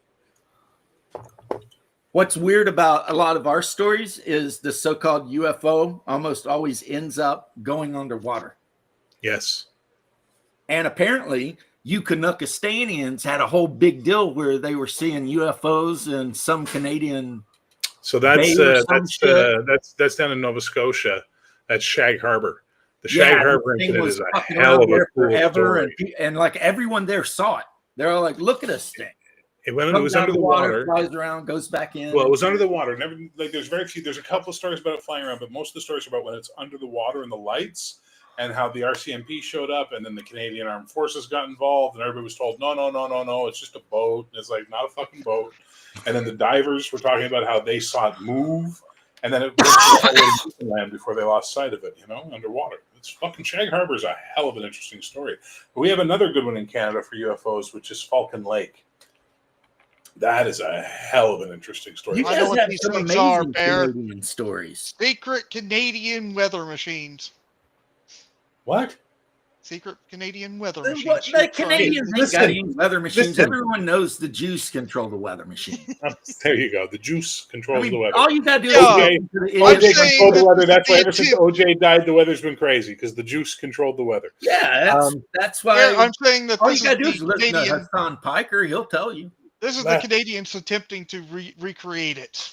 If Left, Canadians had a I'm weather telling you. machine, I like to think that they wouldn't be standing in 10 feet of snow 3/4 of As the the year. fucking Canadian in this chat, allow me to say, Okay, we don't Canadian. have any fucking weather control. And left, stop reading Marvel Comics, because Canada in Marvel Comics are the fucking Romulans. They've always got some secret base in the woods making Wolverine or something. So, we're not like that in the real world. I don't read Marvel comics, and I What's didn't up, know Squirrel about Hermit? that. And we got the Twitch guy dropping in with the Thor is a pussy. I mean, okay, you like Okay. Thanos. That's cool. I should show Hey, you Squirrel. some pictures of the old school Thanos with the Thanos chopper. Yeah, you change your mind about Thanos. You'd be like, that dude is lame. Did you see my unboxing video with the stuff Squirrel sent me? I Holy need to. fuck, dude! He sent me 2 giant boxes of RPG stuff that he basically went through his shelf, decided on the stuff he was going to keep and the stuff that he's like, I'm never going to play this. And he reached out to a bunch of us and asked us what we want. I thought he wanted to sell it, so I said, "Well, I'm interested in this stuff. How much do you want?" He goes, "Too late. I got your address." And then sent me 2 boxes of like insane amounts of role playing stuff. Well, I made a Squirrel box- Hermit's an absolute G, though. I've He always is said that. absolutely That dude is a G. I mean, he hooks everybody up that needs hooked up. Yep. The fact is, it probably cost him a pretty penny to send it to Oh, Canada. I guarantee know you, the that. size of those boxes, he spent a lot to ship them. But the dude is good people, even though I think he's from Ohio. I'll overlook the fact that Squirrel Hermit's from Ohio and just say he's a straight up OG, man. He's a good guy. Good guy. Yeah, Thor in the movies is not. You know what? I never read comic books, so I don't give a shit about any of this comic book shit. Oh, Comic now you book- know how I feel when you talk about that bullshit 40K shit. Ha ha! Vengeance! Vindication! But I like 40K because it stole all the stuff from all the other sci-fi shit I like. I like the original shit it stole it from. Right. So I like Starship Troopers. I love Dune. I mean, everything 40K stole shit from. I love all that. But the only Gata, the only comic book I ever read as a kid was freaking Savage Sword of Conan. So if you don't know anything about Savage Sword of Conan, I give a shit less about your comic book 9 times out of 10. Now I will play some Villains and Vigilantes back in the day. V&D's an awesome game. I will would've play given that you- shit. I would And have given you pretend to be a props if superhero you on had that. said the only comic book you read as a child was Casper the Friendly Ghost. I would have been like, props. Like, that's a Yeah, G. Casper. And now the only comic book I spend any time reading at all is Berserk, if that counts as a comic book. But I mean, I've got my collection in here. It's a Japanese comic. I read the Berserk manga, which It's again, I think manga. Please. You have to call it manga. Okay, I'm from Kentucky. I'll say how No. I'm with you. I fucking hate when the weebs do that. fucking weebs. These I'm a cunts weeb, will and I roll hate their those eyes weebs. at me when I correct them for pronouncing poutine incorrectly. But when I say manga, they're all over me for manga. I thought it It's was like- poutine. It's poutine. Who cares what the French think? See, there you go. Anyway. There's exactly Anyway. my point right there. And Shark says it point blank. Shark, of course, being a jarhead, he still knows, though, even though he has been indoctrinated like crazy by the Marine Corps. Yeah, Americans, because of how we formed as a country, etc. Yeah, we do idolize soldiers in war. Hmm. We wouldn't exist if it weren't for warfare and soldiers. And we wouldn't have moved all the way to the West Coast if it weren't for constant warfare and soldiers. We wouldn't whip Mexico's ass 3 times. We wouldn't have had our White House burnt down once by a bunch of You're freaking welcome. redcoats. Whatever it is, we You're like to go to welcome. war. You know what I mean? You ever see Colin Mockery after 9/11 did this whole thing where he's talking about the difference. He's in the States walking around talking in Washington about the difference between Canadians and Americans. It's like his apology from Canadians. And it's like, I'm sorry that we're always saying sorry, which is just really a thinly veiled passive aggressive comment on you and stuff like that. And he's like, I'm sorry, that best hockey teams, hockey players are Canadian, that he looks at the stage for the White House, goes, I'm sorry we burned down the White House. I see you've rebuilt. It looks very nice. Except I know something about all that. He ain't sorry. the point of- Lying. Go up to the Canadian side of Niagara Falls sometime. And there's an entire museum dedicated to some of the Canadians that fought you. You know what I mean? Like, It's like those guys ain't sorry. And you know what? I'm not ashamed. I mean, when you get outdone in war, well, you got outdone. You just got to move on. Yeah. You just got to do better, which we did at this little thing called the Battle of New Orleans. Yep. Which That was war really went well sad in the end, because too. I think the war was over before the Battle of New Orleans. Yeah. took Yeah. Yeah. That Neither really side knew, though. nothing. Yeah, the word hadn't But- reached either. The battle happened anyway. Nope, we lost James. uh-oh. In 1814, we took a little trip. Connection issue. Yep. there Happy you go. Friday. This is. I've been with my wife almost 25 years. Yeah. Oh, finally. Wait, nope, never mind. Just kidding. Okay. And you nobody guys are move. jump- Let's make him feel comfortable. All of us just still perfectly still. And then every now and then say half a sentence. Seems normal. Vastly superior, actually.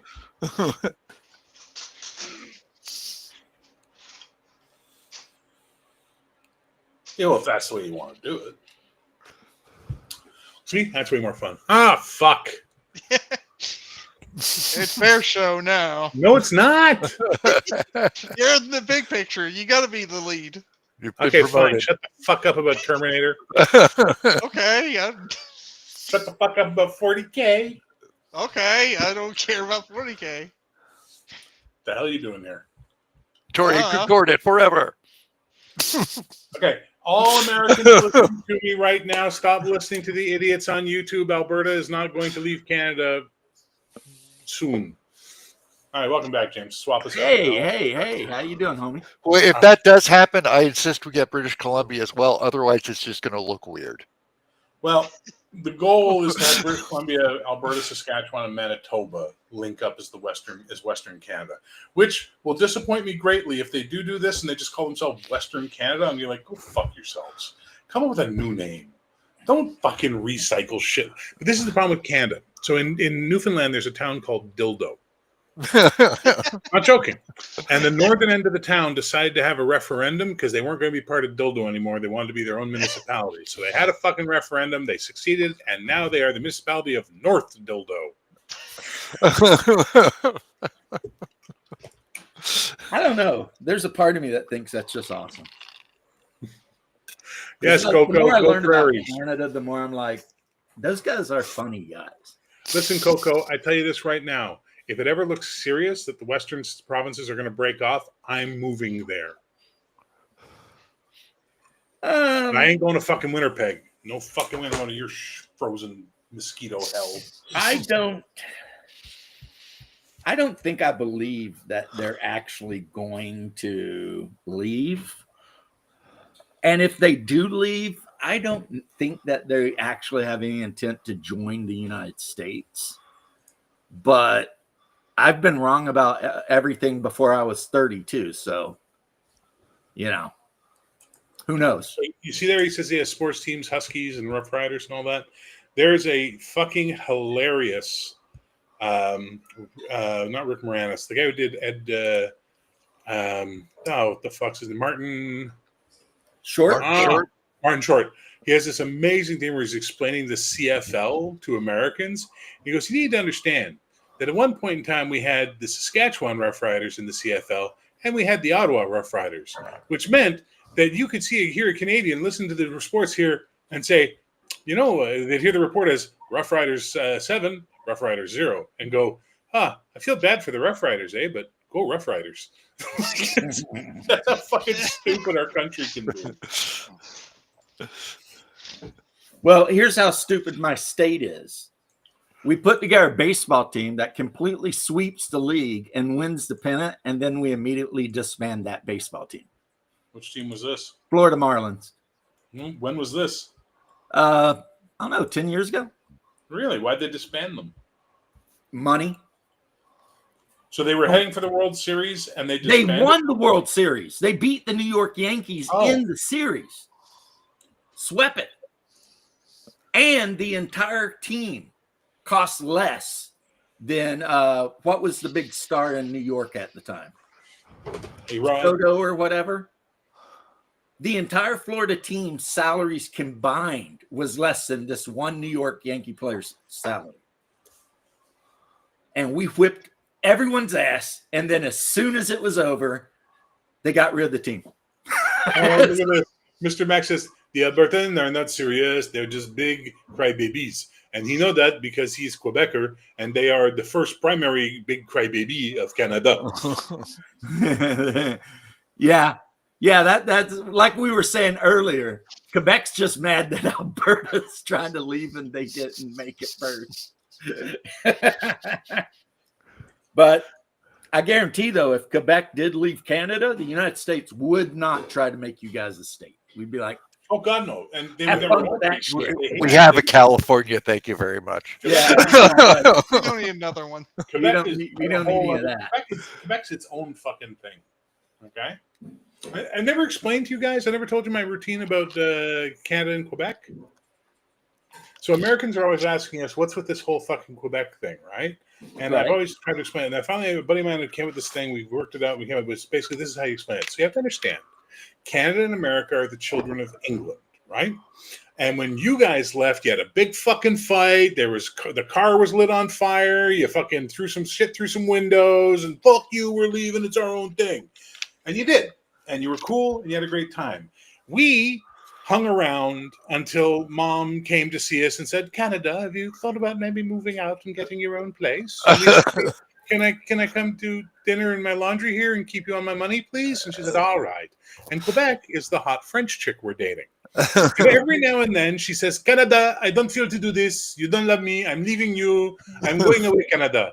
And we go, no, baby, I love you. You're distinct. You're unique. You make us better. And she says, okay, take me places, buy me things. So we do.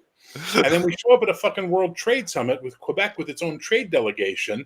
And then you guys walk up. Here comes America, our big brother, with a fucking cowboy hat and 6-shooters and blondes and bikinis. He's like, hey, what's up, Canada, little brother? Papa, how you put your ass cold? What's going on? We're like, hey, America, how are you? It's nice to see you. What's that French bitch you're always bringing around to these trade shows? And we say, oh, you don't understand. She makes us better. She makes us distinct, and she's really different, and it makes us a cooler place. He says, yeah, no, I get it. She's hot. I tap that. But you don't really bring it to Puerto Rico, do you? That is a hilarious summation. Now you what's understand the going on. relationship between Canada and Quebec. Quebec is the most socially conservative province of Canada economically. Yes, but it's That's the most fucking progressive socially. It's insane how fucking like socialist Quebec is. As long Mad as Cat, you're right. World War I is what made the United States the world power it became. Because we're the only ones that came out of World War I not completely effed in the A. It's because you showed up at the end. I didn't say why. That's our shtick. You know, we come in, ride it in, blow the bugle. Like, Hey, everybody, we're here to save the day. Europeans have been That's what fighting happened for in what? World War II also. How long have the Europeans been fighting for? Like 5 years, 4 years, 3 years, something. And they fucking killed millions of each other. 1914, and I think we showed up in Look. 1918. Yeah. And then you guys drop 1 million fresh troops on Europe. And everybody goes, oh, fuck this. And World War II, you guys start fighting in 1936. We roll in 1942 or whatever. 4 years later, it's all over. And we're like, yeah, we're just going to run over everything now. But to be fair, in World War II, I don't know about World War I so much, but in World War II, we basically fed and clothed the entire Red Army and made them ammo too. Without even Joseph Stalin himself said, America is a land of machines without which we would have lost this war. Because every Russian look at the war. In the beginning, the Russians are getting their asses whipped. And then all of a sudden they stiffen up. They got better shit. They got nice boots. They're not starving to death in the snow. That was us. And Max, real quick. However, yeah, they did pay the blood cavemen, price. but you're matriarchal cavemen. Women rule fucking Quebec now. Yeah, it's what Carl Benjamin would call the Longhouse. In the Longhouse, women rule. And I think they're basing that on, like, I don't know, Chippewa Indians or something. Iroquois. Longhouses were Yeah, Iroquois, whoever, but and you don't yeah, they're tactically, well, they make stupid mistakes though too. I mean, in World War One, they were doing great until we showed up, and they weren't doing great. Everyone was losing tens of millions of people. There were people who made worse mistakes. Take the Polish. So, how'd the cavalry charge against the Panzer Division go? Ooh, sorry to hear that. There's a lot of speculation that may have been propaganda. Yeah, that not might not reality. happen. That it didn't actually happen. That was just bullshit people were saying because the Polish have been getting the short end of the stick for far too long. Like, if you actually look at the history of Poland, these people are like great military, great thinkers, great culturalists. But we talk about Polish submarines with screen doors because it's funny to make fun of the Polish. If I had to live in another country right now, I think I would pick Poland. They're taking no shit from anybody. Make fun of the Polish so much, Bear. What? I can explain why Americans make fun of the Polish so much. Please go ahead. During World War II, a lot of the concentration camps and a lot of the people who worked in the camps were either Polish or Western Ukrainian. And because of that, that reputation followed them to the United States, where they were constantly belittled because so many of their people were culpable along with the Germans. And the Ukrainians were only number 2 for running death camps. Yeah, that makes sense. I mean, anyway, before we get off on the dark shit again, James, let's get back to the funny shit. Okay, yeah, I prefer that. But I'm just saying that's why Americans for so long made fun of Yes, you're right that you guys really broke the will of the non-allied powers in World War I when you showed up, and that was true. But don't act like everyone was getting their teeth kicked in, because the Canadians were kicking in a shit ton of teeth during World War I. Yeah. Look up Vimy Ridge. Yeah, the poor British, though, and the French. Oh, my God. Oh, no, the continental powers suck at fighting. What we have all learned in 2 world wars is that the continental powers don't know how to fucking fight wars anymore. You got to bring over the New Worlders to show them how to fucking fight, you know? Well, because you Canadians just want to get back to your beer and poutine, so you're willing to do whatever it takes to get shit over quick.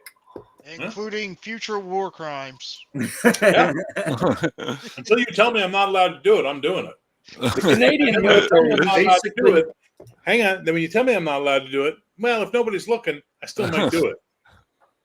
The Canadian military is basically like the Army E4 Mafia.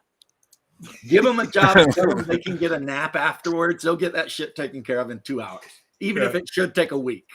Well, that's why Vimy Ridge is a really fucking amazing piece of Canadian war history. We celebrate it and we honor it here a lot, because everybody tried to take that fucking place in World War I. And it was the Canadians who were like, no, we're fucking doing this.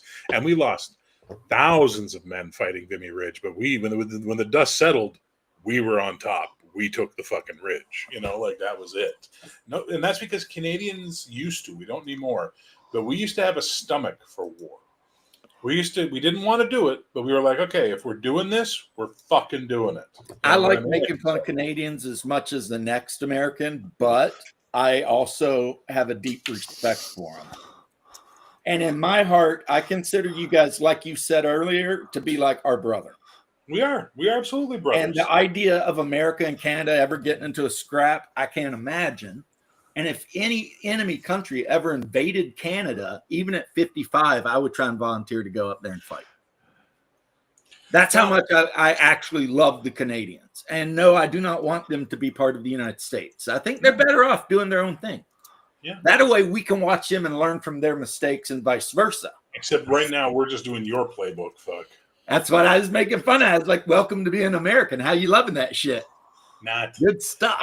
Okay, everybody on my Discord was fucking stunned to find out that a 900 odd, that size range tin of coffee is $20 to $30 in Canada now. It is what whoever's in charge of prices and shit in Canada for housing and stuff should be drugged in front of a court and tried with treason. Can't happen. The boomers have been investing in those houses and they've made a ton of money. So we have to wait for the boomer die off. But I watched a really good real estate video about a week or so ago where the guy said, no one understands, like no one's paying attention to the housing apocalypse that's about to happen, which is there are tons and tons of boomers who are going to start dying off who have no one, who never had kids. They have no one to leave their houses to. They just have their houses. And when they die, those houses are going to be empty and eventually be on the market. And the guy said it's not going to be a wave. He says it's just going to be a steady rising tide over a 5-10 year period. And it's going to destroy the Canadian housing market. Well, Mad Cat, I would expect Canadian infantry to be a little bit on the tough side, considering the environment most of the guys that join your military come from. I'm pretty sure the rich guys hanging out in Toronto are not the ones joining the army. Like America, it's probably the more rural guys that grew up hunting and shit.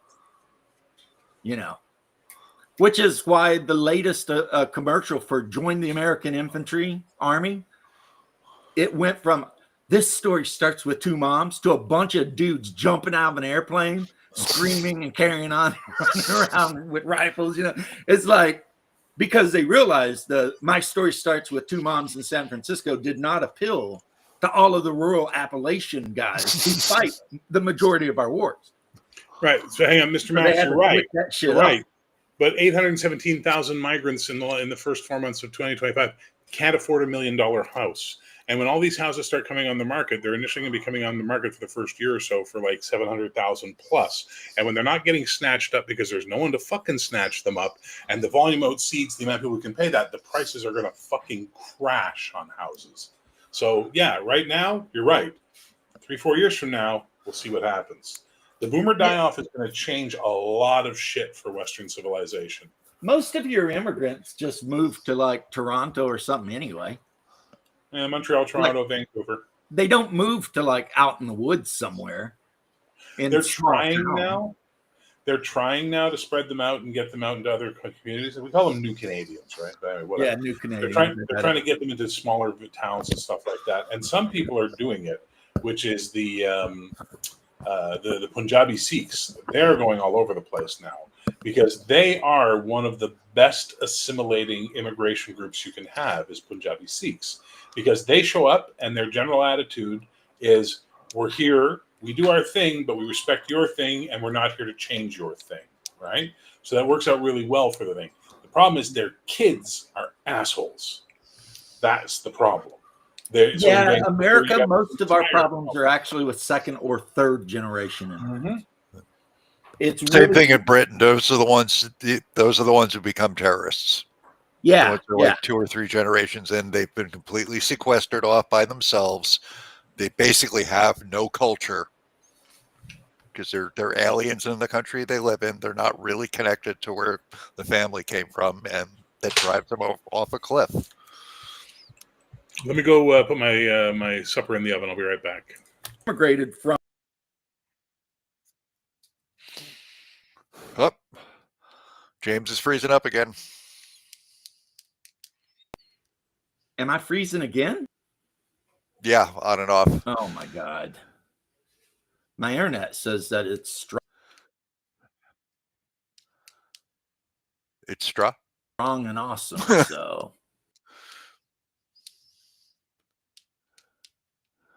yeah, the internet says it's great. Issues.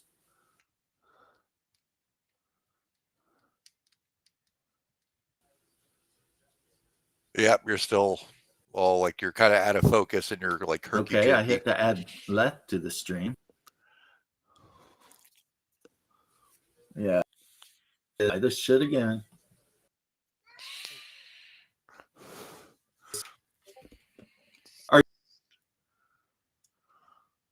Uh-oh. We have lost Sir James. Will he be able to find his way back? Tune in next time on DM James Theater. You are there he is. James. Now let's see if I can get left back in. Because Butter, he's back. There's left. Hey. Power went out. I'm on my phone now. Yeah, it's weird though, Doc. You're 100% right. How, like, And the reason I brought up that nurse is she was 100% pro-American, happy to be here, you know, Persian. I mean, she was proud of being Persian, and who wouldn't be? The Persians are cool. But she did not pine for Iran or any of that shit. You know what I mean? She was glad to be out there, right? But it's going to be her grandkid that does something stupid. And it's not her fault, but it's just like, it's weird how that always happens, you know? Like all of the bullshit that's been going on now with all this baloney. It's like people whose parents have been in this country 2-3 generations. And then they wake up and decide they got to free Palestine. It's like, go to Palestine. Shut up. Yeah, well, they're like isolated. They don't really have a culture. So they just, and then they latch on to this like twisted idea of one, because there's people around pushing it on them. You know, you can belong something. You can have a real identity, you know, join the cause. Well, their identity is American, in my opinion. If they move here, then they need to accept the fact that American is not an ethnicity. It's a, you know, nation / ideology, and accept it and move on, you know? And Europe should be the same way. The English should be telling these people, look, if you move here, you're British and you do things the British way. But I also have a soft spot for Sikhs in my heart because one of them saved my mom. So the doctor that removed her 30-something pound cancerous tumor was a Sikh doctor up in the University of Kentucky's hospital. And he worked on her for almost 20 hours because they had to cut around arteries. And you know what I mean? It was a very difficult surgery. And he's just a nice guy. You know what I mean? But he's Sikh. He came to America on some kind of thing, and he worked, you know, he is at University of Kentucky where he learned to be a medical doctor. So no problem with that guy. As a matter of fact, most people from the subcontinent of India I've ever met have been pretty decent people. Yeah, I've always gotten along with them. Yeah, I mean, I've never really had an issue. Now, I do understand why some Canadians are like, F this shit. You know, I get on a subway in Toronto and like everyone on the subway is, you know, from the subcontinent, and I don't like it. I totally understand that because people have a natural in-group, out-group preference and tend to enjoy, that left just got whacked, and tend to enjoy being around people that share culture and identity with them. Bears back. And that's perfectly normal. But yeah, I just have no problem. Oh, Bear's back. Okay. Because Bear went away. Leth was back, but he was on his phone and went away. Let's see. Let's add old Bear to our chat. It didn't even show him being back until he sent me a message. Weird. Hello. China's here. What does that mean? I was actually talking to my therapist about that yesterday. We were talking about in-group, out-group preferences and stuff like that. She's Puerto Rican, and she's married to a big blonde firefighter. And she's a therapist for firefighters. And she was talking about how she'd never dated anyone that wasn't white because her grandma was black, Puerto Rican, but African, and told her whatever she did, marry a white guy. So her and all her sisters always married white guys, right? And she was like, isn't that weird? And I was like, honestly, I never thought about, but okay, you know, and we were just talking about, and she's like, you know, and we started talking about in-group, out-group preferences and things like that. And I was like, well, they do exist. I mean, we all know they do. But, okay, long story short, Bear, I was saying that I have no problem with Sikhs because the Sikhs saved my mom. So one of the reasons why Indians, I know you told me this before, one of the main reasons Indians merged so well into Canada and the UK is because of the British occupation of India. Right? Like the cultures are compatible.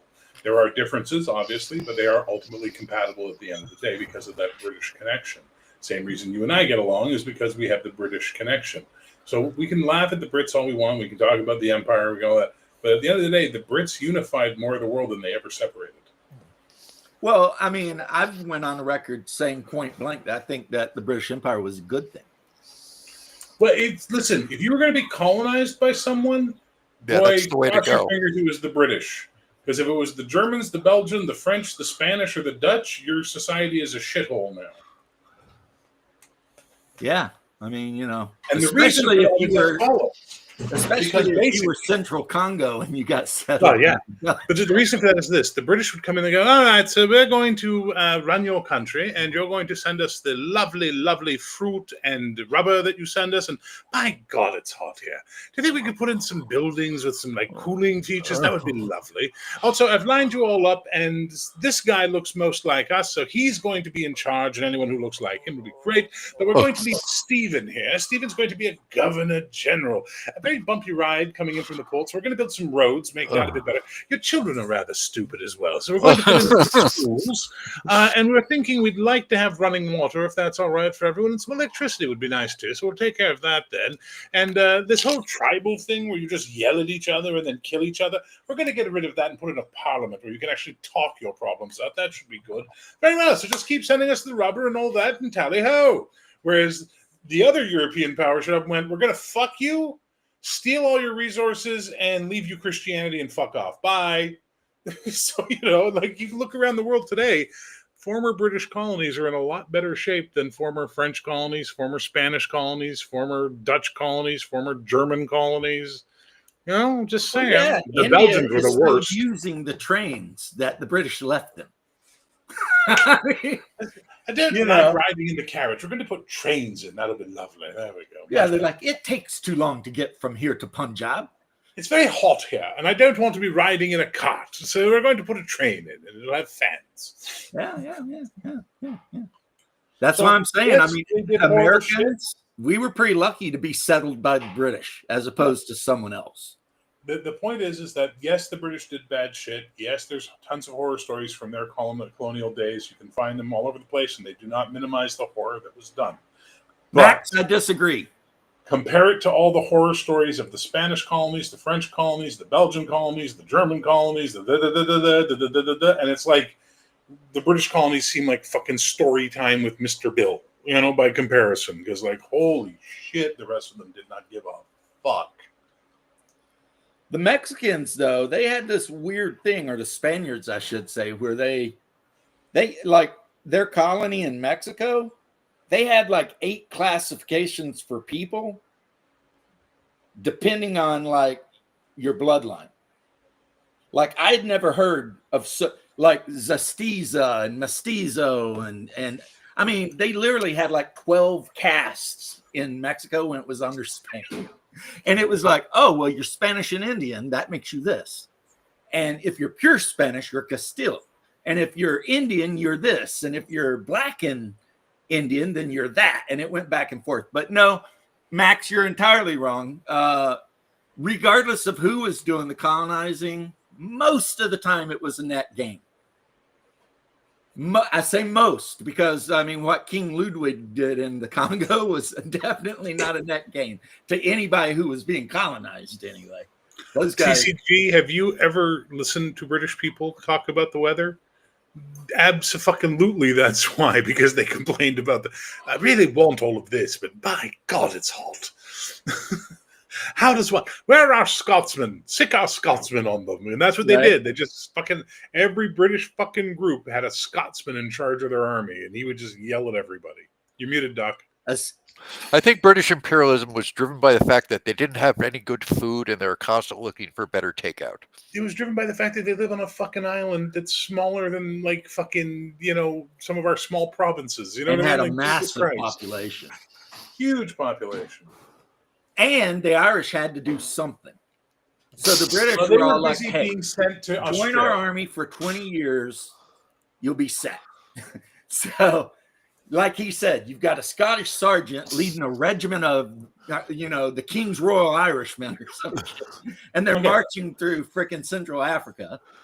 It's like, the Battle of Quebec is this famous battle here when the British took control of New France from the French, or it was the beginning of the end. And it's a big thing in Quebec, the Battle of the Plains of Abraham. But when you look at it historically, the officers were British and French, but the French were fielding Scottish Catholics on the floor, and the fucking British were fielding Scottish Protestants. So that entire battle, there may have been a half dozen English and French guys in it, but the rest were all Scotsmen killing each other over which version of Jesus was right. I got History. bad news.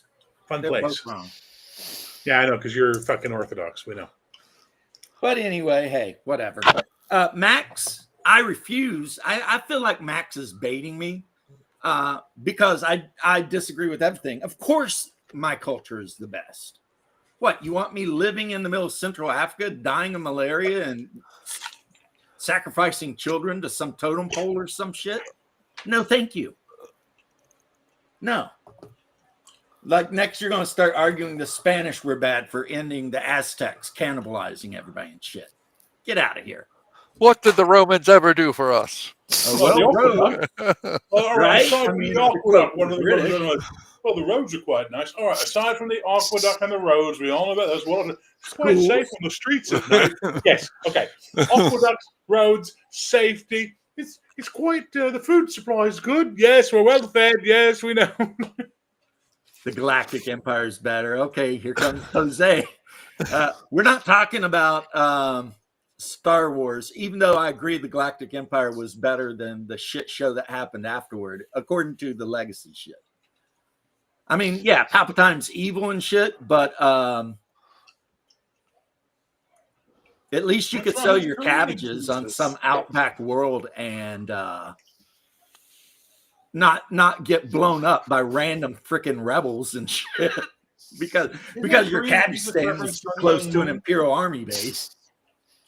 What's wrong with Korean Jesus? Nothing, but Orthodox Koreans do not depict Jesus as Korean. They use the same icons I do. And also, if you're worried about riots in your city, get yourself some Koreans and line them up on the roofs. Rooftop Koreans. They put into the I was thinking about getting into a business of making, instead of like garden gnomes, little tiny roof Koreans. Yeah, Rifle, every the white time shirts. LA Put on your every house. time LA decides to show its ass, the rooftop Koreans show up, and it's like, then the rioters, they're like, we're going to riot, but let's kind of keep it in our neighborhood because we don't want to go over near that Korean supermarket because those guys will just flat out shoot you in the street. They don't care. Romans, yeah, roads, plumbing, education, laws. All right. But apart from sanitation, medicine, education, wine, public order, irrigation, roads, the freshwater system, and public health, what have the Romans ever done for us? You're right. And then Max's argument is Western culture is good for Westerners. That is kind of weird. There's nothing special about Westerners in that way.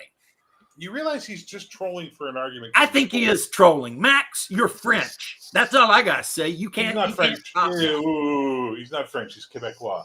Their entire fucking cultural identity is we're not English. That's their entire. That's right. I'm just gonna say, Max. Everything you say from now on, I'm just gonna respond with, "You're French. What do you know?" I love you, Max. Don't be mad at me. Do you know the Korean story of Samsung and Delilah? Samsung and Delilah. Jose, that's a good dad joke right there. And you know when a joke's a dad joke. You missed it earlier. I said, Korean Jesus. Wasn't that Reverend Sun Young Moon? Didn't he say he was Jesus? The guy who led the Boxer Rebellion said he was Jesus's brother or some shit. But then the first thing they did is start killing all the Orthodox Christians in Beijing, which is why the Orthodox have a lot of Chinese martyrs. And those that could made it to the little part of the city where all of the foreign diplomats were. And that's the Battle of Peking or whichever one, where like all the European powers held off millions of pissed off Chinese people. And their empress even declared war on all of Europe. Didn't work out though. Funny how that goes for China historically. Yeah. And you know who the actual real good guys were from that historical event? The Japanese. Because as the siege was going on, and there was Japanese delegates there fighting right alongside Russia, Spain, Italy, America, Britain, like, you know, the Japanese landed an army and marched up the river to lift the siege. So, yeah, the Japanese at that time were our best buddies. We loved them. Who knew that, 30, 40 years later, we dropped the sun on them. But, at that time, man, yeah, you had British, Tsarist Russians, the American Marine Corps, the Spanish, like Italians, everybody was there. And they were outnumbered like 100-1. And they held until the Japanese came and lifted the siege. Because everyone knows if there's one weakness China has, it's Japan. China is here, Mr. Burton. That's right. What does that mean? I don't even know what that means. I'm going to tell you about an accent. I don't want to hear act at God. So here is something I just gotten as an email. Oh, that was your truck that was abandoned. Abandoned. 15 overused D&D tropes in 2025. Okay. Ready? I'm right.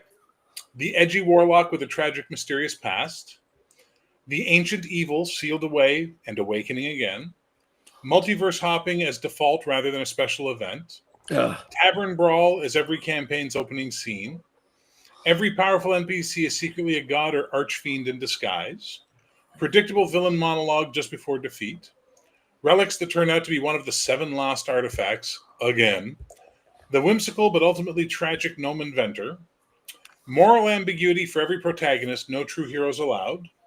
Puzzle doors that require out-of-game pop culture knowledge. Chosen One prophecies aimed directly at a party member. The lost sibling village parent is a main emotional motivation. Goo monsters or mimics leaping out of every chest. Comic relief NPC who is secretly vital to the plot.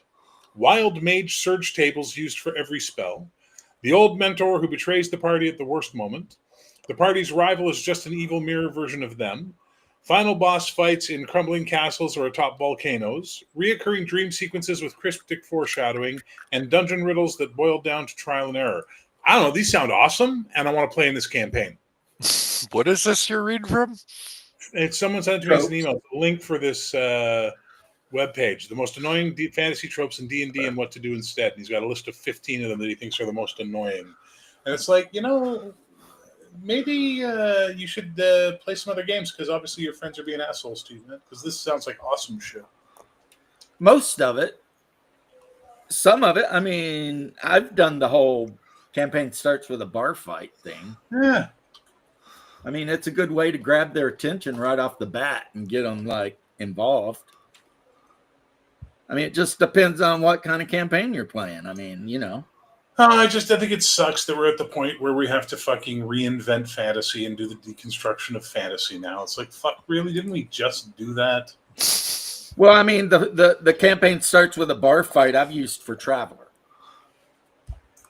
I mean, you're hanging out at a bar outside the spaceport, right? Why not?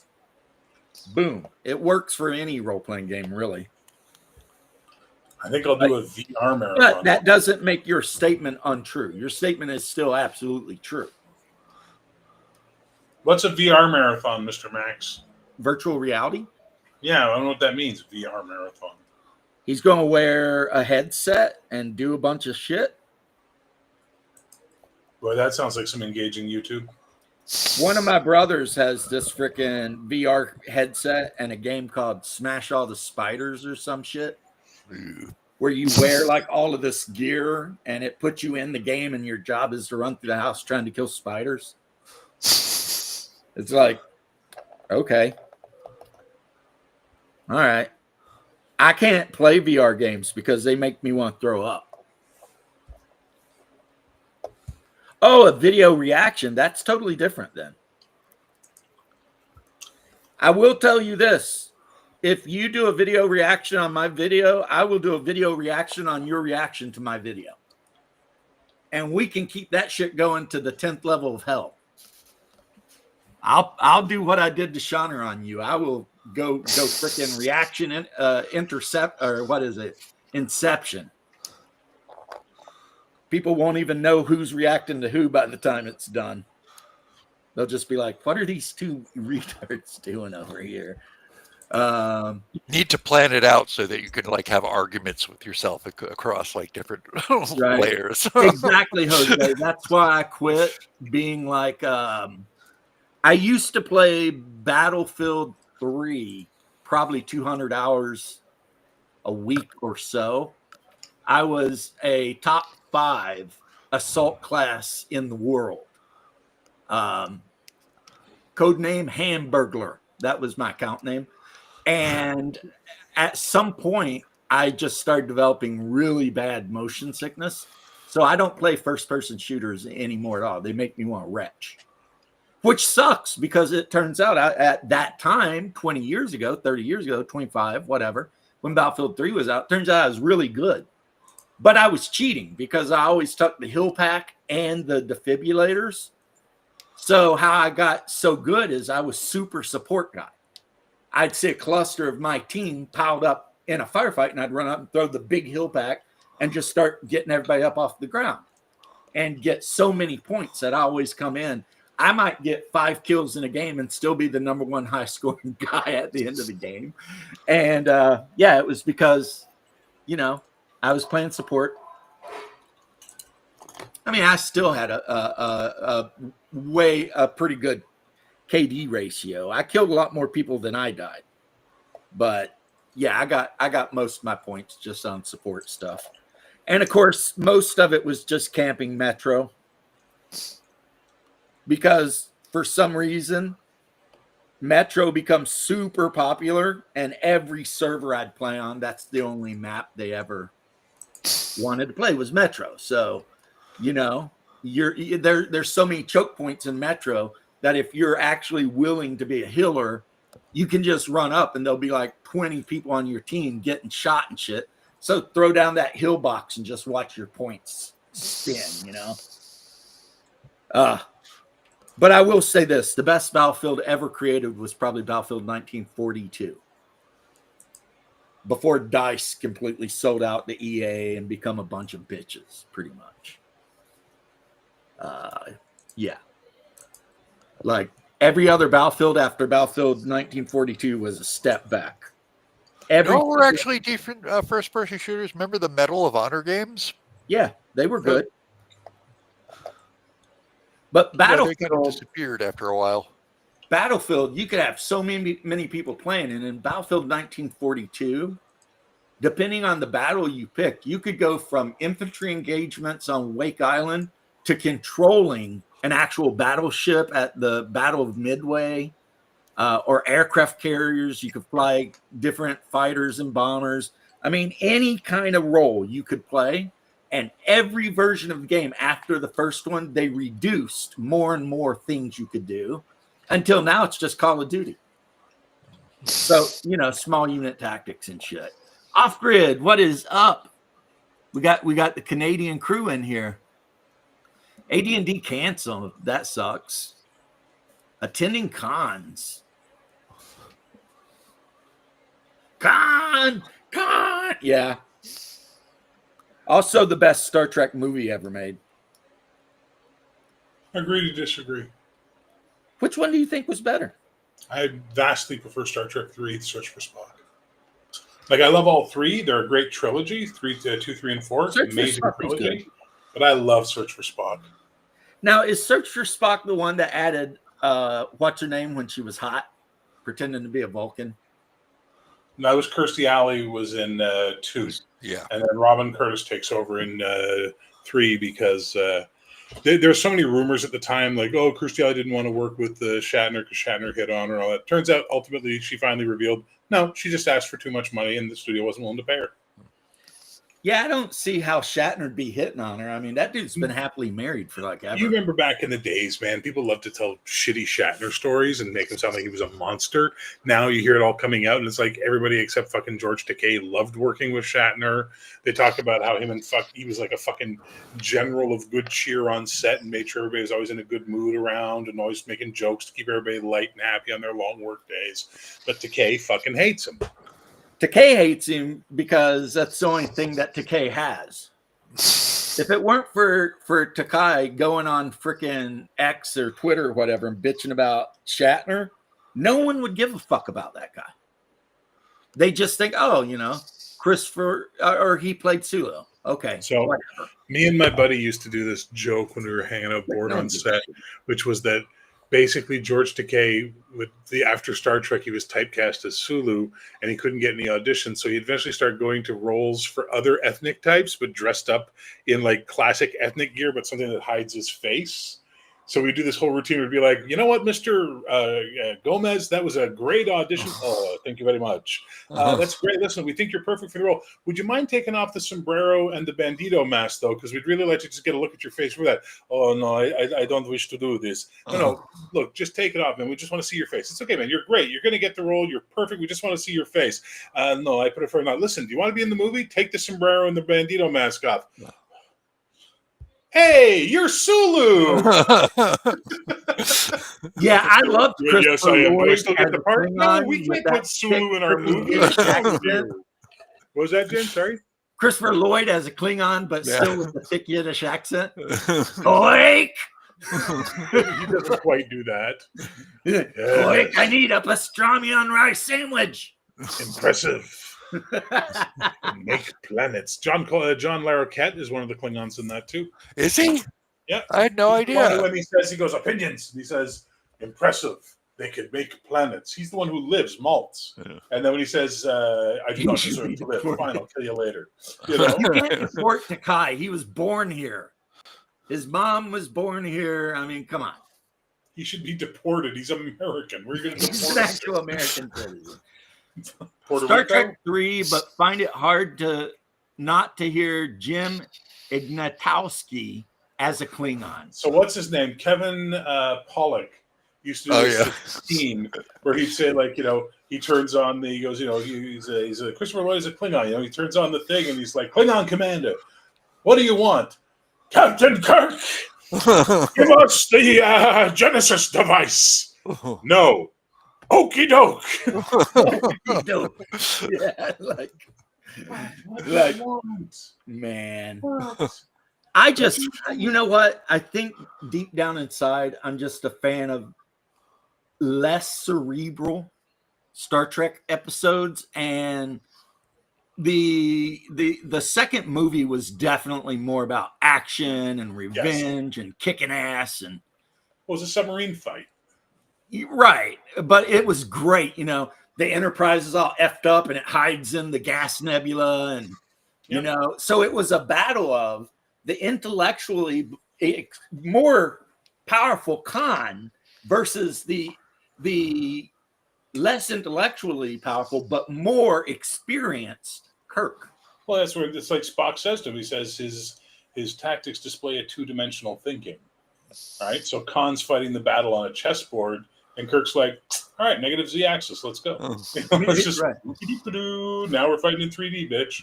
Which I think shows that someone with a lot of experience is generally going to beat someone that might be smarter but has no experience. Well, that's always the truth, right? Experience benefits. Yeah.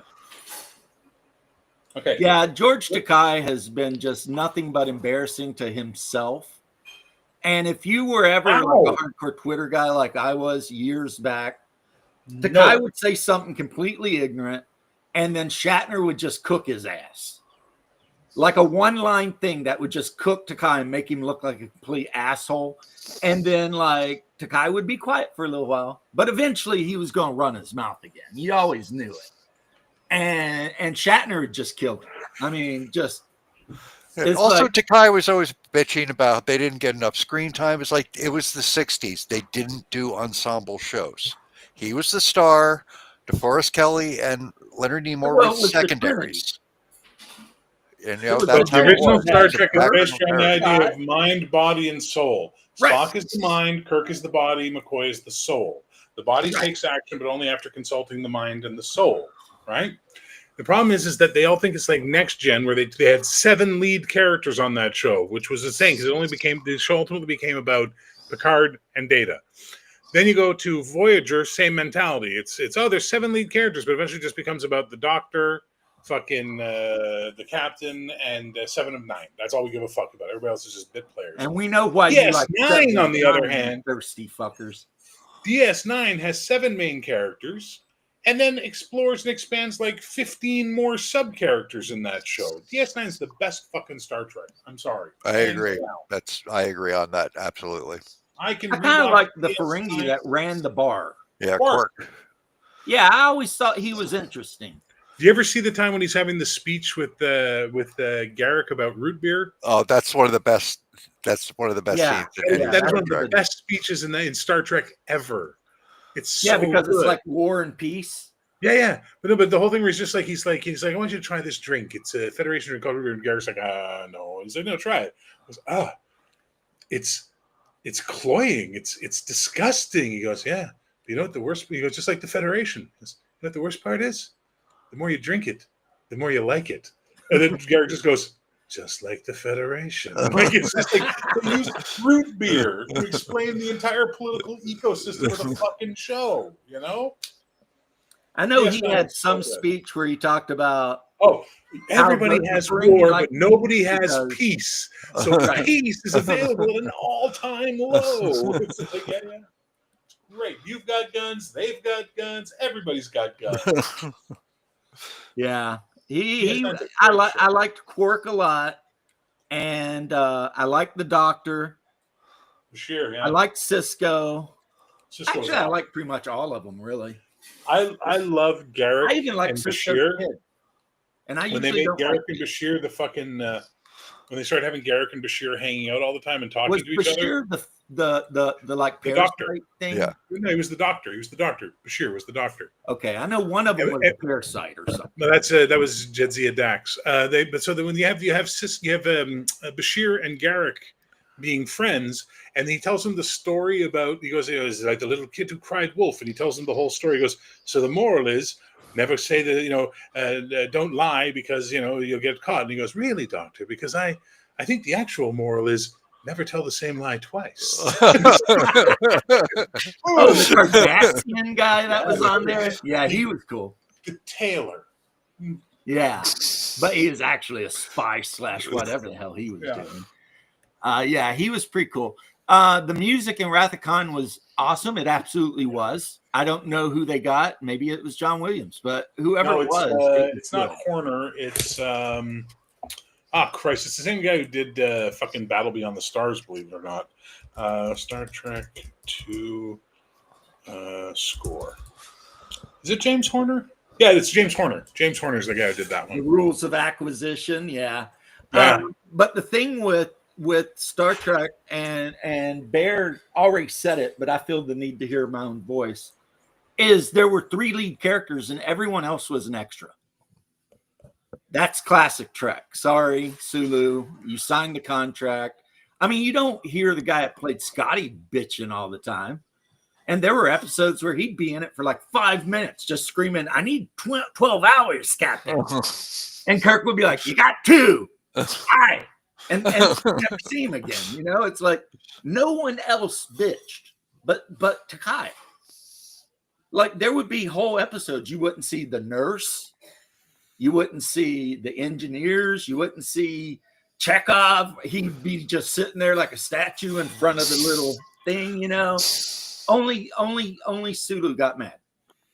But everyone knew, like Bear said, it was a thing between the ultra-logical Spock and the country doctor with the homey wisdom, and then Kirk in the middle, who actually decided what was going to happen. So, yeah, Sulu's an idiot. That dude got to be part of one of the greatest sci-fis of all time, and all he can do is bitch. Well, he's gay. That's all we And get. like I said, you don't hear Chekhov bitching. You He's don't still hear Scotty bitching. Walter Koenig still has one of my. Well, Scotty's dead. Walter Koenig, James Doohan. Walter Koenig has one of the best fucking. I can't believe he pulled it off moments ever. When they're writing the script for Star Trek II, they hire him to be the Star Trek expert consultant for them. And it comes to the point where there's going to be a character who was on the Enterprise that basically Khan recognizes. And he goes, oh, yeah, it's Chekhov. He wasn't in the episode. He hadn't even joined the show yet, Space Seed. But he's like, I wanted more lines. I wanted work. I didn't want to fucking be just sitting there. I wanted something to do in the movie. So it was my character who was there. That's balls. You know what I'm saying? That's fucking. And Chekhov was like the assistant commander or whatever, the XO on the The Reliant. XO on the Reliant, yeah. Right, and got the earbug. Yeah, that's good. But yeah, Chekhov was like the head evil bad guy of the Earth Psyker guys in Babylon 5. Fester. Yeah, he was good in that too. He was pretty good. And of course, Scotty's son played Scotty in Star Trek Continues. Yeah. Which is pretty cool. I mean, keeping the dream alive. But the point was, I think you heard me though, Bear, was that like none of these other secondary characters bitched. Like you never heard the guy that played Scotty bitching, and there were whole episodes where he might have 5 minutes and 2 lines. There are episodes he wasn't even in. Yeah, I mean, it's like only Takai bitch. And it's just like, that reflects on him, I think. He needs to calm down. Khan was awesome, though. I don't give a shit. That dude transitioned from being the devil on Fantasy Island to being a badass on Star Trek. Like nobody's business, He had once ruled an empire from the subcontinent of India that ruled over billions of humans and blah, blah, blah. Back in the 22nd century or whatever, before they got rid of all the genetically modified humans and made it against the law to do that shit. Khan actually, his story is kind of sad too, though, because if that world hadn't flipped its orbit and become a shithole, he would have happily lived there, had kids, and died. No one ever would have heard from him again. You know what I mean? So he was kind of a victim in his own way, Like, of course, he didn't have to be out for blood the way he was, but he went crazy when the woman he loved died. So you can kind of almost understand that shit. You know what I mean? Khan Zhao. Also, he beat the shit out of Kirk in the Botany Bay episode. The only one that could handle that dude was Spock. Because apparently Vulcans are like super strong when they want to be. They just most of the time don't. Like the episode where they had to fake Kirk's death because Spock went into freaking heat and was going to kill Kirk. And the only way to get away from Spock literally killing Kirk was to fake Kirk's death. And then after Spock got out of whatever they called it, I kind of remember, but I don't want to say it. It's something. Anyway, whatever the it was. Far things. Yeah, after Spock come down from that shit. And then it was like, yeah, I'm still alive. And Spock was like, awesome. But he was definitely going to kill Kirk. Yeah, Bach Far or something. And the time when like Vulcan men get super horny and decide they're going to battle to bang some chick. On far, yeah. With those crazy like pole arms that had like the crescent blade, It's like, it's really funny. We're talking about Star Trek, and you guys think my dick would be harder than a fucking totem pole right now. And I'm like, nah. I think I'm falling out of love with Star Trek, man. I really do. I fell out of love with Star Trek a long time ago, but we decide to remain good friends. We're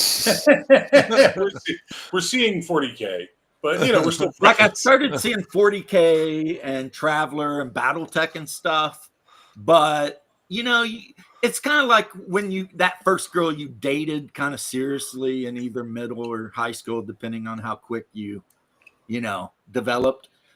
You always kind of look back at it and think she was cool, especially if you ended on good terms.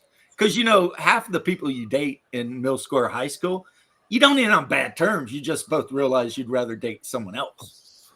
It's like nothing against you, but I'm young and I want to, date this other guy because he's got a car or something, whatever it is, I mean, dudes in high school with cars, they were getting chicks because you can take chicks places, right? And then when you get higher up, the dude with his own house, he's always going to beat you out because now he's got a car and house. No matter how shitty his house is, he can pick the chick up and take her to the house. Right? Which beats, hey, you want to go camping this weekend? But anyway, yeah, you don't hate her. You're like, yeah, you're fond. And that's me in Star Trek. You know, I'll never hate Star So Trek. the Ponfar thing was originally Vulcan males must endure it every 7 years of their adult life, Coco. Yeah. And then in Enterprise, they wanted to have a reason for T'Pol to fuck Tucker. So they suddenly decided to make Vulcan women have Ponfar too, which is fucking stupid. Yeah. It was supposed to basically be Vulcan males get super testosterone and go off. Yeah. Which apparently, according to the original lore, Vulcans used to be right assholes before they adopted the philosophy. The ways of Surak. Yeah, they used to be like, they made the Romulans look like a bunch of, poussoirs and shit. These Vulcans were out here nuking the shit out of each other and just running amok. And then somebody was like, hey guys, we need to stop with all this emotional shit before we exterminate ourselves. And then they got all logical. But every 7 years, the Mels, all that pent up bullshit comes out. Hang on. Where do you get that Khan is a Chinese name? It's Mongolian. Or a subcontinent of India, somewhere in that region. They use it in India too, Khan. It's there. I know some Indian fans. Yeah, the Sikhs, a lot of them, Khan is their last name. But it was his first name, Khan Noonien Singh. Yeah. And Singh could be a lot of different East Asian names. No, Singh is specifically Punjabi and it means lion. So that's why you'll see a lot of Punjabi guys, their family name is Singh. It's not really their family name. And you'll see a lot of Indian girls, Punjabi girls, their family name is Kaur, K-A-U-R. And it's not really their family name, but they anglicize it when they come here. Singh means lion, Singh means king, sorry. And Kaur means princess. So like the girl I used to be with, you're telling me I was wrong about being right. Or no, I'm wrong, which makes me right. He's from the subcontinent. So basically the Indian girl I used to be with when I was engaged to, her name was Dupinder Kaur Jita. Jita was the clan name, Kaur was princess, and her name was Dupinder. But a lot of them in America, when they come here in North America, they just drop the family name and go by Kaur or Singh. Yes, that is the whole point with somebody saying he was Chinese. Now, he might have ruled over China because they said he ruled over billions of people. Yeah. Like it was a whole thing. He had an empire, but based on the idea, he controlled all of Southeast Asia. So pretty much he was a Spaniard acting as someone from the Punjab or somewhere like that, who had been genetically engineered to be a perfect human being. He was Ricardo Montalban. Yeah, that's definitely a Castilian name right there. The best, I saw an interview with him where they were asking about, because he was an avid bodybuilder, Montalban. And they said, in Wrath of Khan, did you wear a prosthetic chest? And he's like, no, 100% Montalban. I was like, that guy's cool. That guy was just cool in everything. Oh, yeah. I mean, Come on, when Mr. Rourke fought the devil on Fantasy Island, and won. Wasn't the devil Rodney McDowell or something? It was Roddy McDowell, yeah. I bet you that Ricardo Montalban had no problem with the women. That accent and his looks and shit, that dude. He could roll into anywhere and pull it. No, RPG Dad, because Noonien Singh is not the same as Dr. Sung. They're two different characters. Yeah, two different Sung names. is from Dune, actually. Well, it's also Chinese. Yeah, but that's the doctor from Dune, and God only knows what world. That's Dr. Yui is the doctor from Dune. Yeah, I thought his last name was Sung. Yui. Wellington Yui. Wellington Yui. Oh, Wellington Yui. So sorry, my bad.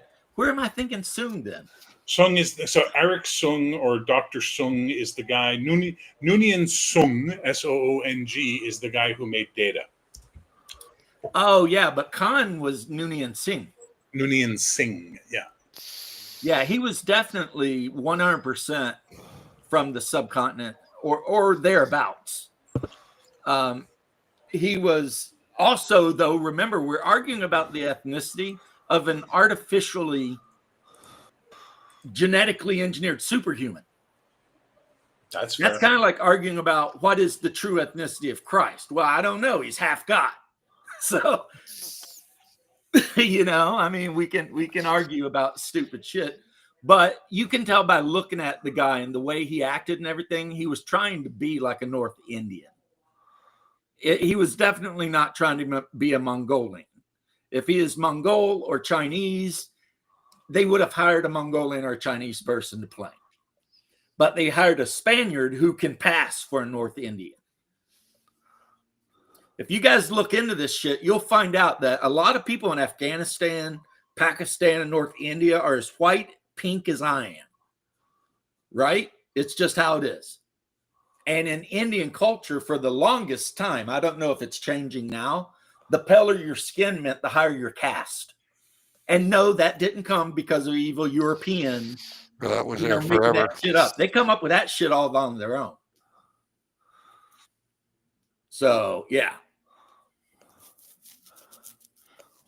Yeah, Khan is super widely used amongst the Sikh population. I've met tons of Sikhs who use Khan. Even I think the guy who operated on my mom had Khan. So, yeah.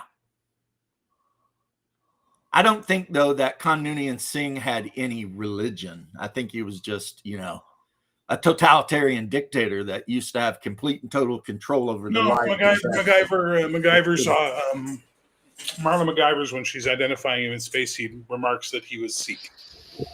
Max, come on now. Don't be so dense. You know what? I was making a point.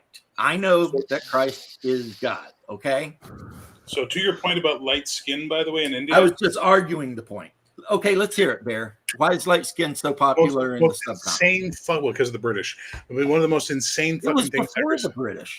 It carried on more because of the British now. And one of the things that drove me nuts and actually blew my mind, Oh, I was watching a movie with Deepinder, and there was a commercial at the start of the tape. It was an Indian movie, and the commercial is this Bollywood premiere, and the star is up there, and she's all beautiful, and then they cut to this girl in the crowd, and she's dark-skinned and looks like a little peasant girl and sad, and the big star throws her a fucking tube of skin whitener. She catches it, there's a flash of light, and then suddenly she has lighter skin, and she's a star. And I saw that, and I'm like, can you imagine running that commercial in North America? There'd be riots. People would be throwing shit down. I It's the think same the thing- pale skin thing in India started probably when the Indo-European Aryans invaded Maybe. and whacked the shit out of everyone between Ukraine. Machapajet, whatever his name was, Mahapajet. And then after that happened, there was constant invasions from Persians and everyone else, Greeks, well, Macedonians. And so it just become an idea that pale skins were rulers. Yeah, that could Because be. they kept conquering the more dark-skinned, peaceful. Like when the charioteer guys came across the steppes in India, they encountered these big, beautiful cities laid out in grids, super perfect and awesome. And the first thing they did is raise them to the fucking ashes and completely exterminate that entire people group, right? And then they become the rulers of India. And these guys literally originated in what is now Ukraine. And just kicked ass all the way down there. So, I mean, this goes back 10,000 years at least, Now, modern day Indian nationalists with the dark skin, they want to call that a lie, but archaeologists are like, no, that's 100% a fact. These people brought horses into the subcontinent. We know this. So, yeah. But I love RPG Dads. It's all a con. Kinetic Hybrid Android Nexus. Or maybe he just, I don't know what they called him. Did they call him Emperor? Who? Khan, when he ruled over, a third of the human population of Earth. I don't remember them ever saying what title he used. No, I don't know. Also, is it dinner time? It's my dinner time. Oh, you're asking the dog? Okay. When the Aryan took over Rome, oh, do you mean the Lombards and shit? I don't even know what that is.